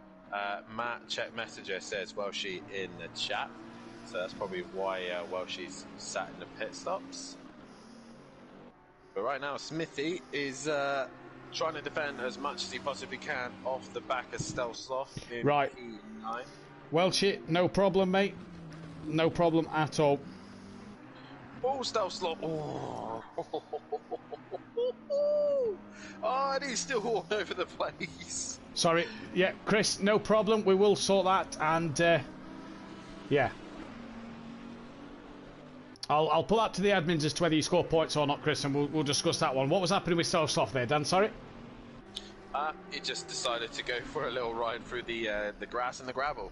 Ah, lovely. And now Dean is right on the back of him. JB Brazier, good evening to you. You should always finish the race, right, Dan? No. No, give up on that philosophy. Shane now out front, 1.1. The gap, him and Holty now, Dan, well, so he's coming. Well, it depends what... No. I'm going to behave. I'm going to behave. I'm going to stay professional. We'll see tomorrow night if you finish races. Basically. I'm still Sloth after a lot of pressure now from Dean. He's got Smithy just in front of him as well, but more importantly, the fight that's going to be interesting to watch is Holty and Shane, who are both coming up to the three-way scrap that's just in front of him, so this could get really interesting. These two fighting for places, and then them two fighting for places. It's a second from Smithy to Dean Wysocki here, and it's a second between Holty and Shane at the moment, so lap cars don't have to get out of the way as well, Dan, so this could be an absolute Jaffa cake of a battle. And the thing is, there's no cars that are on the opposite team either. Yeah. These two will have to try and clear these as quickly as they can. There's no Argent, there's no Bryn in this scrap. It is literally just pure Smithy, Stealth Sloth and Dean fighting for pride. Stealth's fitted a Honda blade to the bottom of that Lamborghini. Is Smithy caught a car up front as well? No, it must have just been his shadow. Oh no, he has. DJ Phil is there. So DJ Phil's now in this battle, Dan. So it's 1, 2, 3, 4 with the leaders there. Just going through the right-hand kink. So Phil, from Smithy, from Stealth, who's all over the sausage curb, nearly in the back of Smithy there. Stealth and Dean. Dean's going to look around the outside of Stealth Sloth as they come in towards the final corner. The leaders are really bearing down on these two now, and it's going to be like Marmite for the leaders here. Dan, they're either going to love this or they're going to hate it. Yeah, either one's going to love it and the other's going to absolutely detest it, or they're both going to plough into everyone and there's going to be carnage into turn one. Dean. But Dean is looking too smooth around the inside. Oh, he's lost it. Lost it on his own. Stay still. Stay still. Oh! Dean, man, Dean, just take it easy. Dean has nearly took out Shane there. And Dean there just maybe a little hot on the accelerator as he got away. See you later, Nicky. Take care, buddy. Get the popcorn, says JB out. You definitely do. Damn right. DJ Phil, Smithy, Stealth Sloth. It's now a three-way battle for P7, but the leaders are on the back of this three-way battle. So you don't want to go anywhere, chat. You want to make sure you're sat right here. So it's DJ Phil from Smithy. Smithy looks like he's got a run here. Pit window is closed. Smithy's looking to try and have a run on DJ Phil at the moment. Stealth made that easy. He's got right out the way and Yeah, allowed the leaders through. he Probably wants the no smart part of that. idea here. Yeah, he wants no part of this. Well, if these two clear them, if Stealth sticks with them, he'll go with them through the pack. So, well, at the minute, he's jumped right off, so that's not going to happen. Smithy trying to look for a way past DJ Phil at the moment then. Smithy's gone a little deep. Now, is that tactically deep to let Holty and Shane through? I believe it. No, he's let Holty through. He's back on ahead of Shane. Now he lets Shane go. Oh my god, now DJ Phil, last man to clear. Can needs to clear about the ease. Shane has lost time though, clearing Smithy. Just bad timing there. Up the inside of Smithy through that little right-hand kick. They're side by side coming to the chicane. Best of the late breakers. Oh, Smithy gets the job back done. What a fight this is. Phil really holding Holty up, an absolute kipper here. Shane is right on the back of Holty now. He's right on the back of DJ Phil now. Kelly moves right out of the way. He wants nothing to do with this. So the leaders are really gaining on these people here. And I think Shane has now got past DJ Phil and now can hunt after Holty. But what? What is... See, I think Kelly has done something clever here. I think he was going to help Smithy there. I think he was going to try and help his teammate out. But I was wrong. He's literally just pulled right out of the back. Okay, I thought he was helping him out then. So DJ Phil actually the beneficiary out of all that because Stolzloff started attacking. Smithy Stolf's round. Where's Dean? Dean gets the place. So Dean up to P9 now. Dean, DJ Phil though the beneficiary out of all that, Dan, because he actually gapped Smithy 3 seconds at the stage he let him through because Stealth and Smithy was having their own little battle here. So fantastic. All he could have done with that scrap towards the end of the race. Yeah. Really, because then, because now Shane's just lost pace. He's not with him anymore, and he's got to try and change his trousers while he's busy trying to figure out what's just happened, and they're trying to get onto the back of Holty again. PN Motorsport on the back of Bryn, 0.8 of a second. That one is, and Stolzloff now once again staring at the rear end of that Bentley as Dean's going to try and catch Smithy. Smithy's going to try and catch DJ Phil, and Shane's got it all to do again to put that pressure back on Holty. So let's go to PN and Bryn. PN right on the back of Bryn now. So Bryn again got into that 15 minutes since he's pitted, Dan, and he's just struggling with his tyres once more. Yeah, he is. I think it's just you really have to nurse these tyres. Basically, just treat them with care, caress them, do whatever you need to do to make them get to the end. Because the Lamborghini can be good on its tyres. It can look after them. It's just how hard you're willing to push the car to the limit. And every little slide in any car, the Bentley, the McLaren, the Ferrari, you slide the car too much, you're obviously then losing tread, you're losing performance, you're then flattening the tyre, so you end up getting more like hexagon-shaped tyres, especially in the braking zone. If you're out-braking yourself and getting lockups, you then leave like a 50-piece pennies worth size flat spot on the tyre. Yeah. Sorry, just old there because Smithy was looking around the outside of DJ Phil at turn 2. He's got Kelly not far on the back of him here, and Smithy trying to put the pressure on Phil here for this for 7th place as well. PN's lost out to Bryn a little bit, so maybe Bryn's got it back together, and Smithy trying to gain on DJ Phil here. Stolzloff trying to keep it with. No, he's not now. Oh, big shunt into the wall. Oh, that's big damage. The bonnet's lifted up and everything there. That is huge. He stopped the car. Oh, that was to let Pepe through. I think that's a good choice from him. Shane's gained a 10th over Holty. But huge shunt into the wall for Stolzloff. That, though, if he pits, could allow Kelly to make another place up here. Yeah, for sure. Shane just seems to have hit a wall after catching onto the back of Holty and then catching that pack. He's just not been in the groove since, and 58.4 was his last lap. Yeah. And he is currently a 10th up on his best at the minute, which is a 57.2. Do you think he had a few laps to maybe let the tyres come off a bit and come back to him? Yeah, he's eased those tyres back into this for sure. Yeah, he's gained another 2/10 in that middle sector, so back within a second. Dan's watching that battle. We're just currently on this fight with DJ Phil and Smithy, which is just under half a second here, just over half a second, sorry. In fact, no, it's not, it's 3/10 of a second, apologies. DJ Phil wide through the chicane. Smithy's going to tuck up underneath, and Smithy gets the job done. He's into P7. Great manoeuvre from Smith. Now, Kelly could be in a box seat here to help his teammate. He can't defend from lead cars, but if he can get in front, could just put himself in between him and his teammate and DJ Phil here. Dean's also then hopefully going to start to come to the back and attack DJ Phil. Could Kelly backfill into Dean Wasocki and let Smithy go up the road? That could be an interesting little fight to keep our eyes on. What's happening with Shane and Holty, Dan? Well, Holty's last lap at 57.7, so he's now in the 57s. But Shane's matched his best at 57.2. He was literally out by 100th. And yeah, he's literally now right on the rear wing of Holty once again. 0.4 is the gap. He's now just got to find the right time to get past him. Shane spent a lot of time behind Kelly, so we know he's a patient man. We know he can bide his time and wait, but where will be the opportunity? Because Holty doesn't make a lot of mistakes. So it's where he strikes is the question. Just drop back to DJ Phil and Smithy at the moment. That gap has gone up a little bit to a second. DJ Phil to Dean is now 3.9. So Dean coming at DJ Phil. Back to Shane. Holty's just got to be squeaky clean between the end and now. But doing that with a bright pink Lamborghini right behind you, not constantly looking in your mirrors, is going to be very, very difficult. It is indeed. Holty looking for podium number 23. Shane looking for podium number 17. But ultimately, Holty looking for race win number 11. Shane looking for race win number 7 here.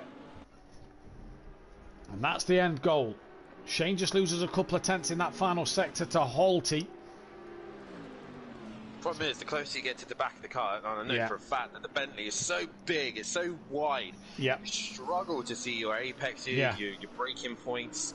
So a smaller car like the Ferrari or something like that would be a little bit easier to spot. But right now, Shane is so good through Sector 1, so good through Sector 2. Sector 3 is where Holty just seems to have the edge.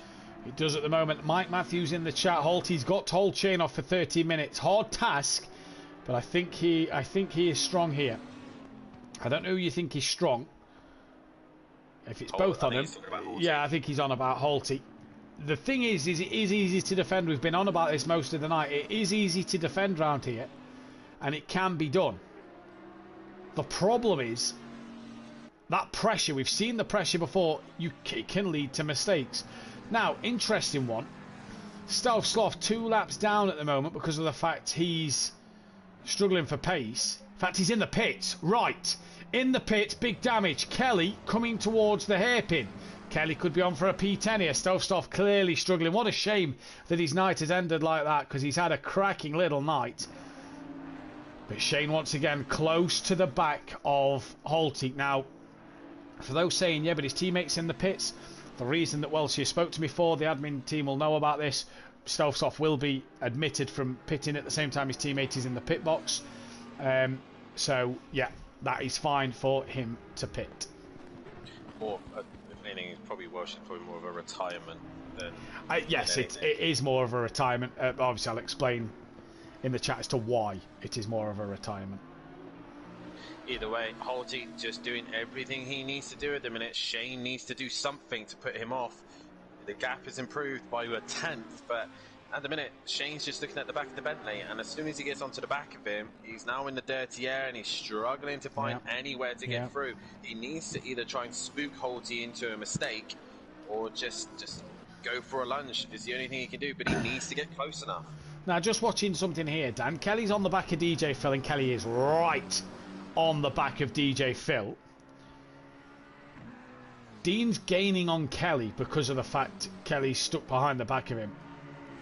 I think if Kelly gets in front of Phil here, Kelly's going to be that devil's advocate. He's looking up the inside. Phil's just turned in on Kelly a little bit there. Oh, and now he spun Kelly around. Kelly was wide on exit, and Phil has now just pushed Kelly off the road. When it rains, it pours, I suppose. And now Dean is right on the back of DJ Phil. I was just about to say, is Kelly going to play the team game for Smithy and allow Dean to attack Phil while protecting his teammate? Well, he's not, because Phil has just barged him out of the way. And Dean now on the back of DJ Phil then for a lap. Did Kelly get ahead of Stealth Sloth? He did indeed, yes. So Kelly up to 10th. Did he? He did, yes. Stealth's out the pits. And he's just coming out of turn 4. Kelly's at... Oh, was Kelly a lap down? I thought Kelly got past him. We'll see at this timing screen in a moment.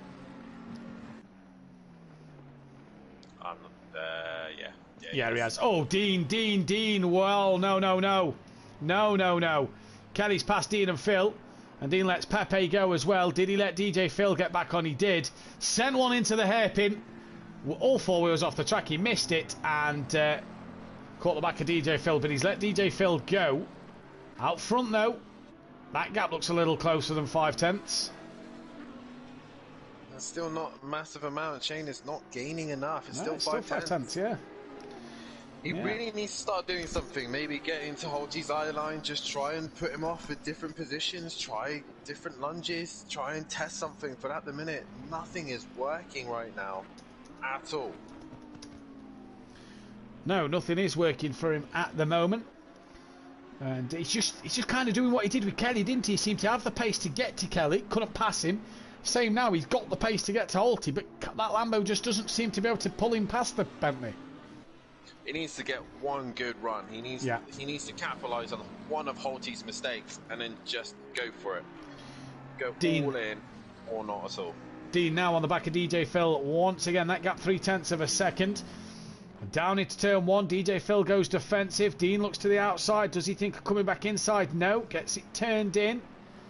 And DJ Phil a little slippery on exit, but as was Dean Wysocki there, and they stay as they are in towards turn 2. So Phil just fending Dean off. One Bentley defending, one Bentley attacking.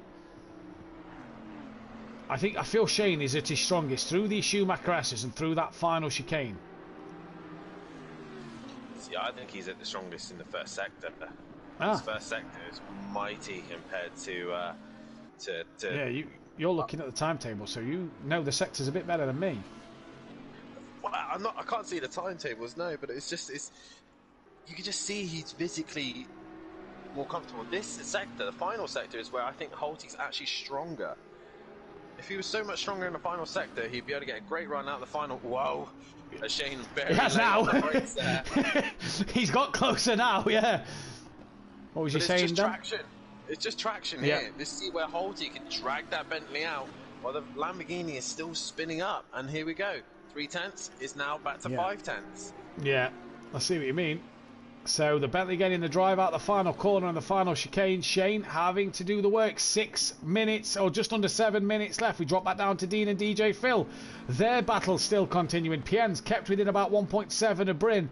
So he's now just dropped to 2.3 actually. So that isn't going to be any more for him.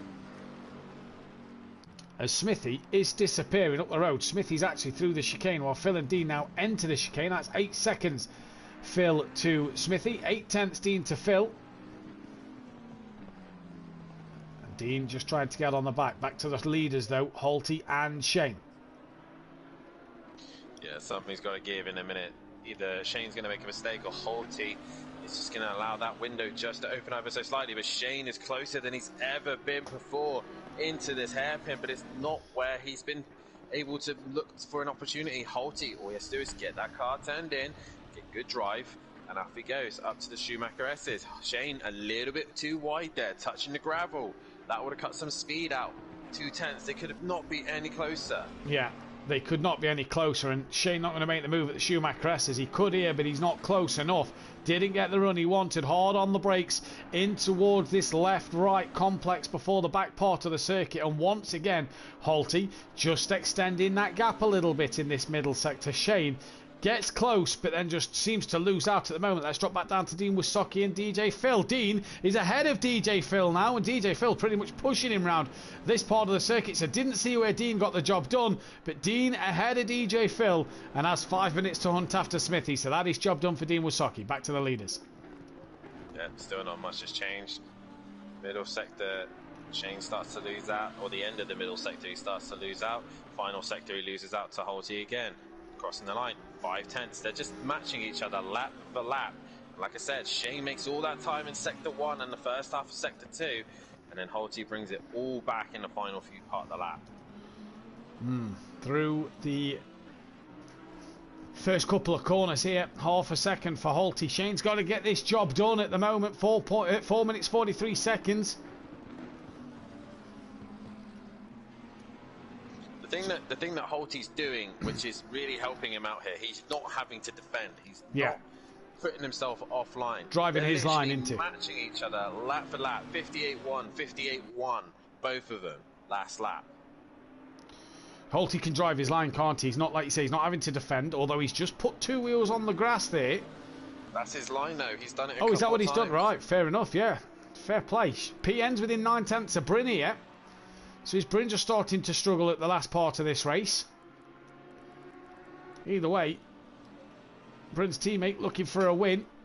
Holty looking for a win. Bryn looking to hang on to P5. Pepe tonight has just kind of had a quiet evening, and he's going to pick up a P3. Yeah, quiet points, quiet consistency. Yeah. That's all you need to do. Don't make a name for yourself. Stay out of trouble, and you will get the points. And he's doing that. He's doing exactly that. Yeah. Gap to Bryn and PN back up to 1.2 seconds. Holty and Shane still at 4.9, but we'll see that gap close as the sector times come up. Shane's getting closer to Holty now, look. Through the right-hand kink. Shane's going to look up the inside, down into the final chicane. He has a quick peek. Oh, and he taps the rear of Holty. They both missed the chicane. And Holty's back on track. And a tap from Shane on the rear there. Yeah, both of them are going to get damage from that one. I did say something was going to give eventually, and it was Shane making the mistake and hits the back. He just got he had a moment, he had a sniff of an opportunity, and he just cracked under that pressure. He could have just stayed there, waited for the right time, and he still would have been behind Holty. Yeah. He's really in a tricky situation here, and Holty now with some damage to the rear of his car. How much is that going to affect him for the last 2 laps here? Bryn just gapping PN ever so slightly. It was 1.2. They come across the first sector timing beam now. That's gone up to 1.6. So Bryn must have had a moment, and he's now got it back under control. 26 people currently watching. 14 likes, guys, girls. Hit that thumbs up button if you like what you see here. Don't forget to subscribe to the channel if you are new, and hit that bell to be notified when we are live. Liam Bostock, that Buzzy boy, will be in the commentary box tomorrow night for the Pro Series as they take on the Nurburgring. Dan Davis back in the commentary box Sunday night for the Hungaro Ring. All the rings this week at Simplay Motorsport for our F1 2022 Championship. James has a good, healthy lead in that one going into the back half of the season. Then myself and whoever next week. It might be Dan, it might be Nicky. We don't know. We're not sure yet. We'll see who's live next week with myself next Wednesday for what is another week. We had a week of Silverstone the other week. We've now got a week of Spa here at Simplay Motorsport. So make sure you join us live for that one. 1.1 the gap, Dan, coming towards that middle sector. That looks like it's possibly just tipping under a second with a lap and a bit to go. Yeah, Holty's got to survive one more lap here. That's all he has to do. But Shane's there. He's back there again. But so this time he has a bit more momentum on his side. He's able to come at a bit more pace into the final corner. So maybe into turn 1, but he has to be wary now, as he's got a great run through the chicane. Amazing run through the chicane. He's into the final corner. Holty now really under some pressure. Shane needs a great run out the final corner. Holty had a moment of correction of understeer, and here comes Shane. 4/10. This is the closest they've been towards the start-finish line, but it's still not enough. Remember last week at Paul Ricard, Kelly starts the final lap. Holty was the attacker. This week, Holty starts the final lap and Shane's the attacker. Holty has gone from being the aggressor to the defensive driver now on the final lap of the race. Bryn within 9/10 of PN, so PN's pulled that gap back down to Bryn. Dean Wasocki has halved his deficit, Smithy, but I don't think that's going to happen. Out of shape is Holty through the first complex then. Shane's going to have a look now. He tries to look. Holty covers him off. Now Holty's starting to drive defensive. Yeah, now he's really getting into to a point where he has to start driving defensive, and Shane has to be careful that he doesn't becomes over aggressive, but he's touched too much curve there, and the Lamborghini doesn't like the curve, so not the best exit either. So Holty now really starting to feel this pressure. Shane is pushing it right down to the wire here as Holty goes a little bit deep into the hairpin onto the marbles, but he manages to swings it back in. That'll give him a bit of compromisation out the corner then and up towards the Schumacher S as we go for the final time in this race. It's been an epic drive from Holty. Shane's had a good comeback drive as well. These two have made contact on lap 1 of the sprint race earlier tonight in round 7. Here in round 8 it's down to the final lap. Shane within a couple of tenths of Holty. Has Holty got this one done though? It'll be flat scat to the chicane now. Shane has to get the run on him, but I don't think he's close enough here. We'll see what it does through this corner.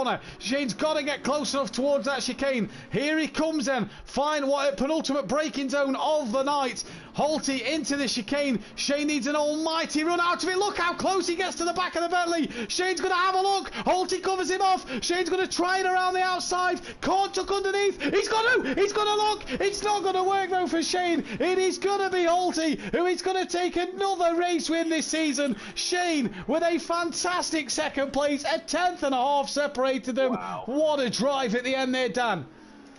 Fantastic driving from both of them there, other than the few little skirmishes they had earlier on of the night. To the line indeed. A 10th in the end separating two. Fantastic stuff.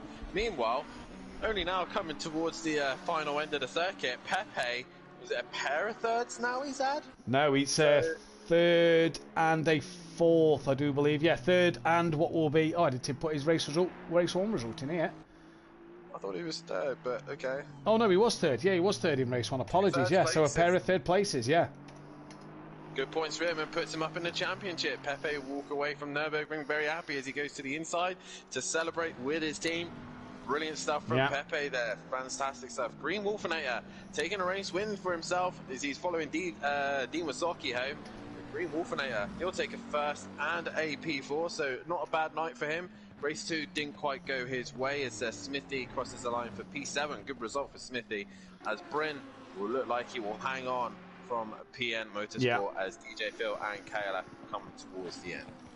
Yeah, DJ Phil then crosses the line in P9. Kelly crosses the line in P10. And Bryn just hanging on here against Fiat Motorsport. Bryn though was in a bit of spother earlier on in this race, but he looks like he's going to hold on to that. It's going to be a P5 for him, a set of 6th places for PN Motorsport. Great result for him. That though is your order. Holty, Shane and Pepe on the podium. What a set of results that is. We have got Shane in at the moment for a quick chat. We'll get to Shane in just a moment. That though is your finishing order. 1, 2, 3, 4, 5, 6, 7, 8, 9, 10. Who was 11th? It was Stealth Sloth. Make sure I can put that because I missed Pepe in race 1. Let's get the drivers and constructors championship points updated for you guys before we chat with Shane and hopefully Holty in just a moment then. But the drivers championship looks a little like this. Holty leads the way from Shane,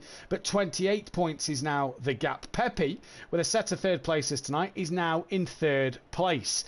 51 points off the back of Holty. Argent drops to 4th. He's tied with KLF on 130 points. Green Wolfinator sits 2 points behind them in 6th. PN is 7th. Bryn sitting in 8th place, some 9 points behind PN. Smithy up to 9th with Welchie 10th. DJ Phil 11th, 2 points clear of Dean Wasocki. Stealth Sloth 13th with Daz Automatic 14th. Ardic 15th and Leon Fernie in that 16th spot. Constructors Championship excuse me, Tickle Pink have closed the deficit to AH Motorsport. Obviously no Kieran Argent. That is now 49 points with Audio Sport 99 points behind AH Motorsport. East and West P4 135 points behind, but they are comfortably clear of MC Motorsport at the moment. The Racing Group back above the Austrian Racing Club in the independents. That's a good one. Racing trying to close that gap and get on the back of the other constructors in this one. Lone Ranger Racing P9 with the solo racer in P10. And first of all, we'll speak with Shane. Shane, that was so close at the end. Very close. Very. Talk us through your evening, because... Oh, sorry, go on. Yeah, that second race, best race I've had that. Just talk us through the race, because the evening didn't start off great for yourself with the drive-through penalty, but it ended in such a good way. Yeah. I had my mistakes, but I had the pace and all, but there's too many mistakes. Talk us through the little mistake you had with Holty. Obviously, just gave him a little tap into the chicane a couple of laps before the end. Just outbrake yourself? Yeah, I had a better run on him, and yeah, just braked a bit late and gave him a little love tap. Good battle from yourself, though. This seems to be the championship battle this season, doesn't it? Between you two, and it's going either way at the moment. Yeah, nah, Holty's edging it just a bit, I think. Spa-Francorchamps next week. What can we do around there? Yeah, good track. Feel confident? Tracks, not against that Bentley, not straight. That pulls. Well, well done tonight, Shane. Unlucky that you didn't get the win, but a great entertaining race nonetheless.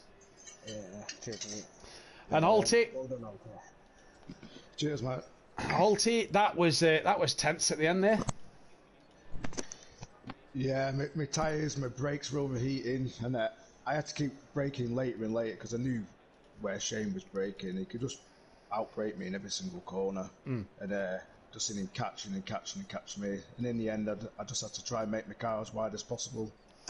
And you did make your car as wide as possible because he nearly tucked underneath you at that final corner. Yeah, I knew he was coming, so I could see where he was strong, where he was catching me on track. So when he come up to the last lap, I knew he was going to come for it at the end. We said at the mid-session point that getting through the traffic was going to be hard and crucial here on a track you can't really overtake on, but he was up the order quite early on. Yeah, just had to get on with it really, and then tried to catch Bryn. Got stuck behind KLF. He's such a good defender driver. Yeah. So it makes it even harder to get past. Right. But then I just had to start doing like quality laps to try and catch the gap to Bryn, and then as soon as I got past him, I just had to go because I knew Shane was coming then. Spa-Francorchamps next week. What can we do around there? Yeah, hopefully I can get on this weekend, do some practice. Also, this game's totally new to me, so hopefully the Bentley's going to be quite strong there. Well done tonight, Shane. Dan, before we get your driver of the day... Sorry, well done, Holty, on tonight's result. Apologies. Dan, before we get your driver of the day result from yourself, Spa next week, the double pit lanes. The drivers who get a drive-through like Shane tonight are going to face at least a 1 minute, 1 minute 30 pit just to drive through the pit lane, because you go in at the final chicane and you come out at the top of Radion. Yeah, hell of a track, and even worse on this one, so everyone's going to make sure they nail their pit stops, nail every single race start, and do not get themselves a drive through. Track limits as well are going to be another one. You do not want to end up in the pit lane at all. The Spa is iconic. It's famous for producing some great racing. It's even given us an iconic moment of myself and Andy in the final race of the season as well. So Spa is where it's at, and I think the Lambo and the Bentley are going to be even Stevens throughout there. I think there's still going to be a great fight between these two. It is indeed. Your driver of the day? I'm going to go with Shane. Holty obviously done a fantastic job overall. A couple of sloppy mistakes from himself though tonight that we're not used to seeing Holty doing, but the fact that Shane managed to recover himself from a drive-through, get himself back up the order, and then near enough win the final race, I have to give it to Shane, because that was a very good comeback from himself. I'm going to give mine to Pepe for 2 solid third places, because I think that's a good night's worth of points. Honourable mention again, Holty and Shane. As well as Stostoff, I think he needs a mention tonight. He was up there fighting for some good places and some good points. Commiserations, though, to people like Kelly and Welch who didn't get the results they maybe wanted. Bryn maybe just dropped off towards the end of the race and could have had some better pace at the end. But what a night we had. Join that buzzy boy Liam Bostock 8 p.m. GMT tomorrow night live for the pros. Myself and Dan out on track. Somebody out of one of us two has to serve a qualifying ban, and it isn't me. So we'll see what Dan's progression will be through the pack tomorrow night. You will not want to miss that one. I mean, after watching Shane tonight, I think it's going to be a lot harder than I thought it was going to be, but hey ho. And join this man live Sunday night, 8 p.m. GMT in the commentary box. Come and give him some love in the chat as F1 heads to the Hungaroring for round, I believe, the 10th race of the season. Then as we head into the back half of the season, James has a good, strong, healthy gap at the top of the championship. I think it's ninth. Well, apologies, ninth round then. Apart from that, we will be back live next Wednesday night, 8 p.m. GMT for Spa-Francorchamps here then in this one. And what a Pro-Am battle this is going to be. What a Pro-Am season this is turning out to be. From all of us here at Simplay Motorsport, take care. Have a good evening and a weekend. Good night. Good night.